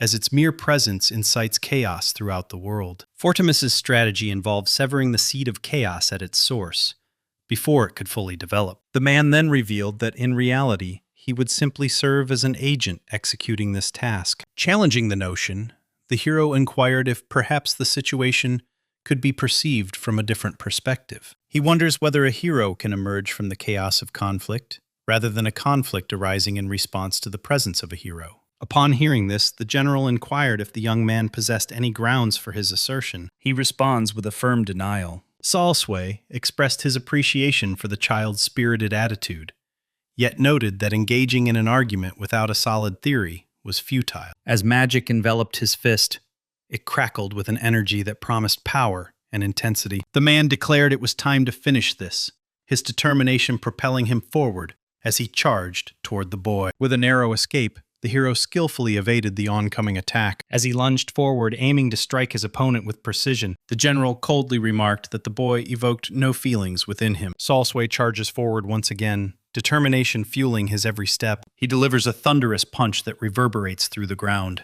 He glanced to the side. The man perceives the protagonist radiating an overwhelming energy. The hooded man jumped in surprise. He senses an unmistakable shift in the atmosphere, transforming it entirely. With no hesitation, the boy delivered a decisive punch squarely to the mage's face, propelling him through the air with tremendous force. Aruto unleashed a flurry of punches, each strike fueled by determination. He unleashed a flurry of kicks with astonishing speed. He delivered a crushing final strike, leaving devastation in its wake. Crashing to the ground, the general exclaimed that this was impossible. As he crawled, the protagonist observed a drastic shift in the young man's movements. Alto stepped forward, channeling a delicate surge of magic into the tip of his finger. The overwhelming energy enveloped the general, causing his body to feel increasingly heavy. This was the result of gravity magic at work. The weight of the pressure bore down on him, leaving him feeling utterly overwhelmed. The man inquired, bewildered, why the child was able to master that formidable magic while he himself struggled to do so. Suddenly, the hooded man comes to a startling realization. The hero had been continuously wielding gravity magic upon himself throughout the ordeal. The protagonist grasped this realization fully. The man, consumed by rage and resentment, declared that he would never forgive the impudent brat. With remarkable speed, he amassed an extraordinary reservoir of mana. The general proclaimed that the wand had been crafted from the bones of the Lich King and Auric Holcomb, asserting it to be the pinnacle of the kingdom's technological advancements. The man, devoid of any control over the situation, ominously warned that this attack would unleash tremendous destruction in the surrounding area. The hooded man declared with unwavering conviction that he remained indifferent to the repercussions on his status, vowing never to forgive the one who had ridiculed him. The protagonist gazed in astonishment at the colossal size the spear of energy had assumed. The hero made a split-second decision to flee, driven by the instinct for self-preservation. With no formalities or fanfare, Soul emerged. Sway launched a fierce assault. The fading light of the setting sun cast a mournful glow as it devastated several houses in its path. Following the devastation, the man gracefully descended to the ground. The protagonist felt utterly drained, his energy depleted from the day's demands. The protagonist had expended a significant amount of mana on an assault directed at nothing more than a humble peasant. The general meticulously devised a strategy to conserve his mana, setting his sights on obliterating the Colonel family after learning of the formidable butler residing within their mansion. Suddenly, the man caught sight of the protagonist making his way toward him. However, the hero had narrowly evaded capture, and he was compelled to employ every safety mechanism he had meticulously prepared. The boy skillfully evaded the devastating impact that the attack would have unleashed. He found himself utterly incapacitated by his injuries. Alto realized that if his opponent had access to all of his mana, he would have been defeated long ago. With nowhere to escape, the man warned the young man to step back. He hurled a rock towards the boy's head with forceful intent. Nevertheless, the hero presses on, undeterred by the challenges ahead. As he draws nearer to the general, Aruto concedes to the troubling realization of his own inferiority. Determined to shield those dear to him, he vowed to challenge fate itself. The protagonist successfully delivers a decisive blow that sends Saul Sway collapsing to the ground, unconscious. He gazed upon the man lying unconscious before him. Without hesitation, the young boy swiftly snatched up his dagger. The hero resolves that it is time to bring his journey to a conclusion. He realizes that this madman will likely remain a persistent threat to Hannah's life. The boy was acutely aware that his victory had come solely from the advantage of surprise. He knew that next time, fortune would not favor him in the same way. Despite possessing all the information, the hero still grapples with uncertainty regarding his next steps. Out of the blue, a voice reverberated through the air, addressing him as Master. Ryan stepped onto the scene, his gaze surveying the chaos as he inquired about what had transpired. As he planted his feet firmly on the ground, the vampire suddenly twisted his ankle, a painful misstep that caught him off guard and sustained severe injuries. Moments later, the redhead successfully secured the mage to a large rock, ensuring his immobilization. Irritated, Rion declared that he could never forgive anyone who attempted to take another person's life for such a ridiculous reason. He also stated that Gaomi Jin had inflicted significant damage, assuring that the government would implement the required measures in response. He remarks that the circumstances could have unfolded in an entirely different manner. One of the pivotal elements that contributed to his victory in the battle. By enhancing his power by a single star, he significantly elevated his standing. With a furrowed brow, the redhead anxiously inquired about his master's well-being. He responds, revealing that he had merely been lost in thought. Perplexed, Aruto inquired about her whereabouts, but the vampire assured him that she would be just fine. A jagged flash of lightning streaked between them, illuminating the tension in the air, and Citri was the one who initiated the onslaught. The two of them found themselves squabbling like a pair of petulant children. Shifting the topic, the woman clarified that her intention was not to engage in a dispute with an unrefined commoner.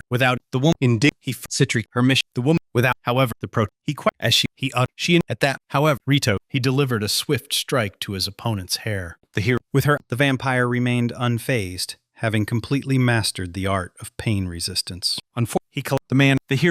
The protagonist's inability to secure victory stemmed from the activation of a curse linked to the judge's artifact, which triggered whenever its wielder was struck by someone possessing greater strength. As a result of this, the woman, Arut, the great Indicitri, the hero, the woman, and star alto, Asud, perplexed, just be she, the woman, brandishing the great sword, Justice proclaimed her intention to bring everything to a decisive conclusion. The hero, suddenly, the sword, it came, he watched helplessly as the fragile remnants crumbled in his grasp. The protagonist pleads with his mascot, desperately urging it not to abandon him. In that, the boy, without unexpectedly, he found himself abruptly transported to another location. At that, the boy in the back surveyed the little ghost gently beckoned the boy to take a seat. Without hesitation, Arudo cuts to the chase and inquires directly whether he is deceased. To him, despite at that moment, Alto requested to be returned. The ghost inquired about the boy's intentions upon his return to the original world. The hero felt a surge of irritation wash over him. His simmering desire to take the judge's life became unmistakably evident. After absorbing those reflections, the host relentlessly unleashed chaos upon the ground,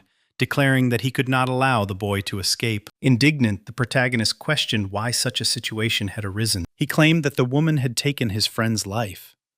However, as the ghost drew nearer, it reminded the young man of the importance of remembering his true purpose. In that instant, Arudo's thoughts drifted back to Hana. The spirit revealed that the two were united by a common goal. He realized that he could no longer remain a passive observer as the hero's soul disintegrated before his eyes. The ghost inquired once more about the boy's intentions. He grappled with the tumult of his emotions, striving to maintain composure. Alto expressed his sole desire to rescue Hana. Upon receiving the news, the host stepped closer, noting that the young man's only desire had been to save someone dear to him. Consequently, he would be dispatched back to his original circumstances. The ghost revealed that his soul was running out of time before it faded away, and he announced his intention to embark on a new journey. Just as the hero was poised to deliver the final blow to his adversary, he found himself abruptly transported back to the real world. However, he resolves to halt his actions. He sheathed his weapon,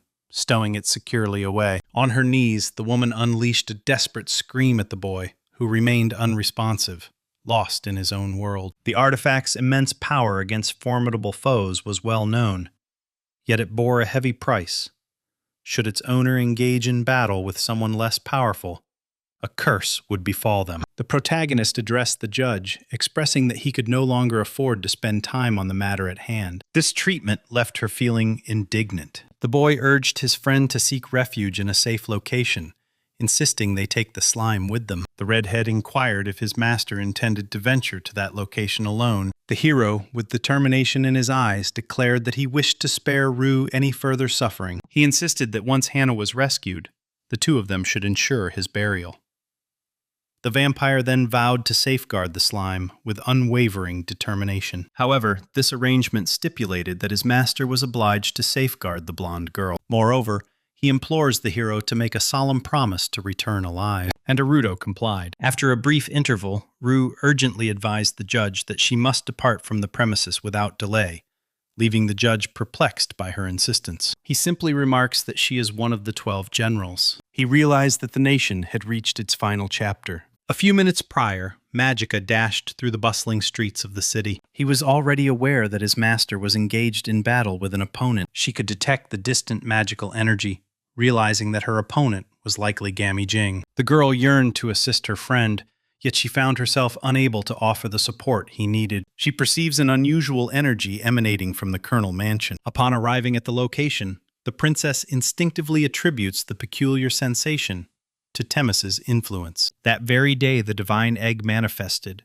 catching the noble woman by surprise, as she had never anticipated events would unfold so rapidly. Magica hurriedly made her way towards the house, but as she lifted her gaze, she found herself confronting a blinding light that radiated with intensity. A massive explosion erupted from the blinding light emanating from the mansion. It was, in truth, an assault orchestrated by the divine shadow. Driven by desperation, the girl sprinted toward the front door, fearing that Hana might be in peril. As she stepped into the room, a nightmarish tableau unfolded before her eyes. Several family members had already passed away. The shadows sensed the presence of the intruder. With unwavering determination, he made his way toward her. The princess declared that she could not remain idle while the hero's emerging strength was stifled. One of the shadows lunged toward her, but the girl skillfully evaded its grasp at the very last moment. One of the enemies successfully strikes her directly in the chest. Yet, it was a deceptive ruse that provided Magica with the opportunity to flee. The heroine swiftly transitions into close-quarters combat,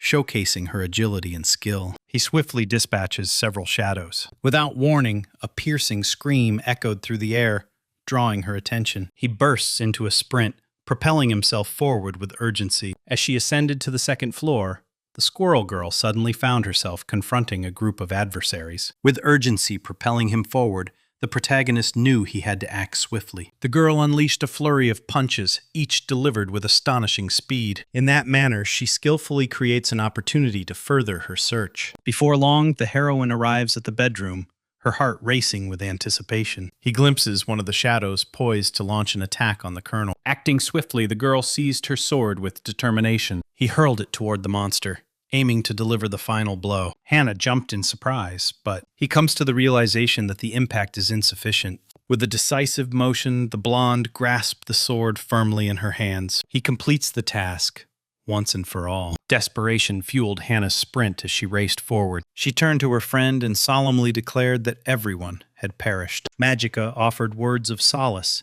expressing her regret for having arrived after the critical moment had passed. At that moment, another shadow materialized. The squirrel girl readied herself for battle, issuing a fierce warning that she would not allow anyone to harm her friend. Time flows quietly onward, revealing the passage of moments. The hero sprinted toward the mansion, determination fueling his every stride. Filled with anxiety, he contemplates whether his destiny will remain the same, even after vanquishing Gummijin. However, as he approached the front of the house, the young man spotted his two friends in the distance. Noticing the relief wash over the hero, he inquired if both of them were unharmed. Magica suggested that they postpone the discussion for a later time. He issued a dire warning that an even more formidable force would soon make its presence known. She insisted that time was of the essence. A brilliant light suddenly burst forth behind Alto. The figure before him bore an ethereal quality, resembling a celestial being. Nervously, the protagonist sensed that this aura bore an unsettling resemblance to the demon he had confronted in Kinetagris.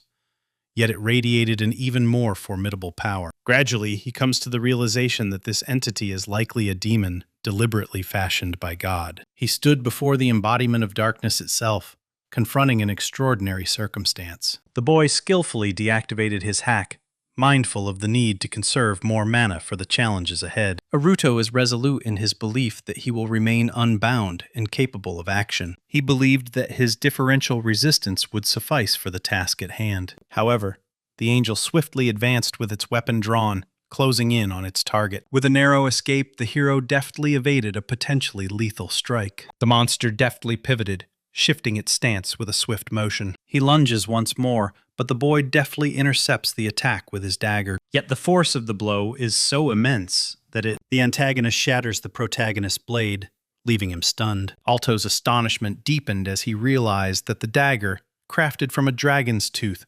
possessed an unparalleled durability. The final boss targeted the child's chest with deadly precision. However, Magica emerged just in time, stepping in to rescue her friend from peril. With a decisive movement, he succeeded in sending the creature sprawling away. The hero expressed his gratitude, yet the princess cautioned the master to remain vigilant and not to lower his guard. He marveled at the angel's remarkable blend of strength and agility, captivated by its extraordinary prowess. Formulating a strategy, the hero instructed his friend to launch an assault from the front. As he launched a surprise assault from the shadows, the attack came swiftly and unexpectedly. Aruto devised a clever strategy. Magica possessed the incredible ability to match the angel's lightning-fast speed. He devised a plan to divert its attention, seizing the opportunity as events unfolded. The boy demonstrated his ability to wield a powerful long-range spell. It resembled a blazing fire spell. The boy envisioned a seamless synchronization between his flames and the movements of his companion. This strategy would force their opponent to evade the girl's relentless onslaught, crafting a moment of vulnerability. In that moment of vulnerability,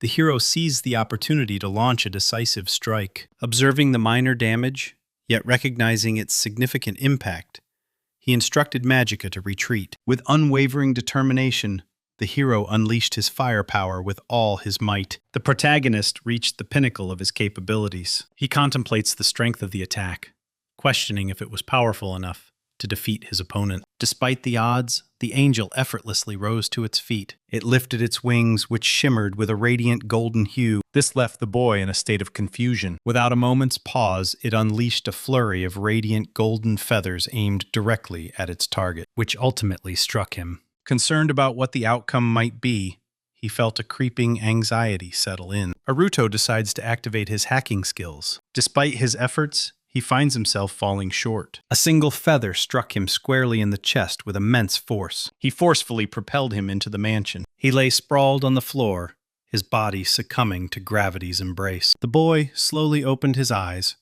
pondering the uncertain reality of his own existence. He gazed down in astonishment, realizing he was unscathed, despite his unwavering belief that the feather had pierced his heart. Suddenly, the hero grasped the astonishing truth.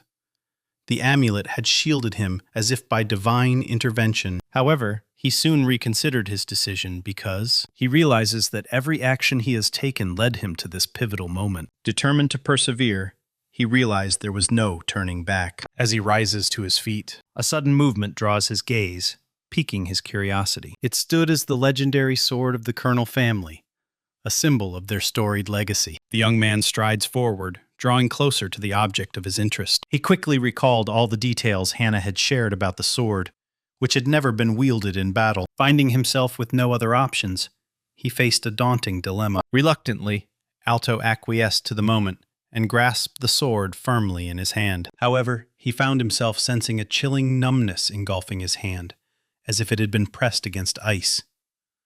He carried himself with the noble demeanor of King Arthur. Aruto heaved with determination, striving to extract the sword from its resting place. After considerable exertion, he finally succeeded in lifting it from the stand. Holding the rare item, the protagonist sensed a newfound readiness for the challenges ahead. Meanwhile, Magica engaged fiercely in battle against the formidable angel. She receives a devastating strike, causing her to collapse onto the ground. The boss loomed menacingly, preparing to deliver the final blow to the girl. As the hero emerged, he positioned himself decisively to intercept the impending attack. Alto expressed his apologies for the delay, assuring everyone that he would handle the remaining tasks. In that moment, the boy realizes the immense power contained within the sword before him. It stood resilient against the onslaught of the angel's attacks. However, he soon recognizes that its cutting power is lacking. He muses whether the limitation is the cause behind it. With a swift motion, the angel unleashed a fierce beam from its mouth,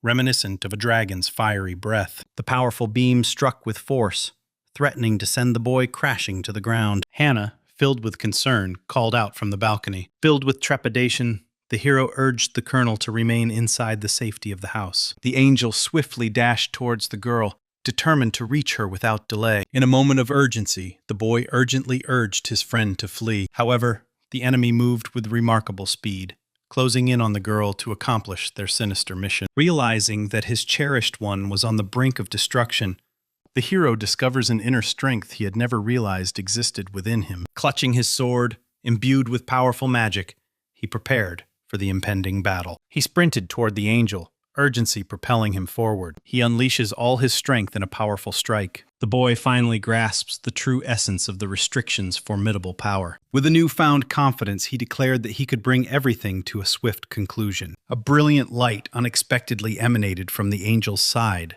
where its arms should have been. The brilliant light unleashed a devastating beam, obliterating a significant portion of the city. Overwhelmed by disbelief, the protagonist suddenly comprehends that a deeper cut could have altered everything. He stood on the precipice of calamity, contemplating a course of action that could have led to the annihilation of all Euphonia. In that moment, he realized that only one choice remained before him. With swift agility, Alto descended, cradling Hannah securely in his arms. He implores his friend to look after her with earnest conviction. Upon hearing the request, the Squirrel Princess gradually began to comprehend its true significance. Alto elaborated, indicating that vanquishing the angel in this location would inevitably entangle the colonel in the conflict. At that moment, his friend proposed to step in and take his place. The hero passionately contends that she alone possesses the ability to safeguard Hannah. Without hesitation, Magica acquiesced to the request, bypassing any objections. The blonde rose to her feet, inquiring about her master's intentions. Yet, all that met her were the echoes of silence. Concern etched on her face. The girl inquired why he remained silent. He inquired if the two of them would have the opportunity to reunite in the near future. In a moment of desperation, the colonel implored for an answer, his voice filled with urgency. Magica entered the scene, questioning whether the girl intended to squander Alto's determination. Breaking the silence, Alto called out to Hannah with a warm smile. He expressed his gratitude for everything she had done, revealing that meeting her had brought him immense happiness. Upon hearing the news, the noblewoman was overcome with emotion, her tears streaming down her cheeks. The protagonist turned to his friend, requesting that he look after the colonel, and at that very moment, Magica sprang into action, effortlessly lifting the girl in her arms as she soared away to an entirely different location. Following the heartfelt farewell, the atmosphere shifted as emotions lingered in the air. The hero steeled his mind, directing all his energy toward achieving his objective. A brilliant beam of light surged toward him, yet he deftly sidestepped its path. He lunges towards the angel,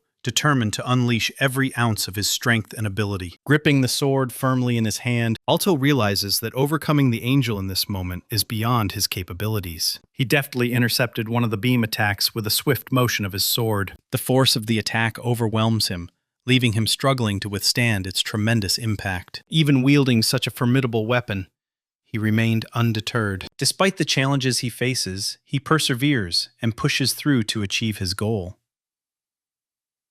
He unleashed all his might upon the angel, determined to deliver a powerful blow. The protagonist's sword struck precisely the location from which the bursts of light originated. Its arm strained to perform an action, yet it seemed as though the outlet was obstructed, hindering its movement. Both soared gracefully through the vast expanse of the sky. The hero referred to this formidable incantation as a spell reversal. In that instant, he executed the hack with precision. He maneuvered skillfully, distancing himself further and further from his opponent. Despite the challenges he faced, Alto remained resolute. He resolutely declared that he would persist with unwavering determination until he achieved his goal. He obliterates the route leading to the colonel. The protagonist's thoughts drifted to the cherished moments spent with his group, prompting a deep reflection on how he wished he had shown more kindness to Rion. Another regret weighed heavily on him. He had been powerless to save Rue. The young man reflected on his journey, recognizing that none of it would have been possible without the support of Magica, who had come to his aid on numerous occasions. The protagonist reflected on his encounter with Hannah, a moment that filled him with immense happiness. He credited her as the catalyst for his transformation into a strong and formidable individual. The protagonist realized that the events unfolded as a result of his life acquiring newfound meaning through her presence. In that pivotal moment, Alto confesses his deep-seated love for Hannah. In a stunning culmination of emotions, the scene erupted in a breathtaking explosion, reminiscent of a final act of love. On that fateful day, a devastating explosion rocked the northern district of Euphonia, unleashing chaos within a staggering radius of 1.5 miles. Experts warned that had this catastrophe struck directly above the royal capital, no one would have emerged unscathed. Additional information was also disclosed by the scene shifted to the majestic halls of the Vatican. Ryan gazed intently at the poster, his curiosity piqued by its vibrant imagery. Aruto and Magica stood at the center of a pivotal moment, their destinies interwoven in the unfolding tale. Both were classified as entities that disrupted the established balance of the world. Consequently, the Vatican classified them as exclusion factors. The authorities swiftly apprehended them and transported them to the Serene Empire, guiding their journey with a clear destination in mind. The protagonist remained steadfast. The protagonist held on to a secret, carefully guarding it from the prying eyes of others.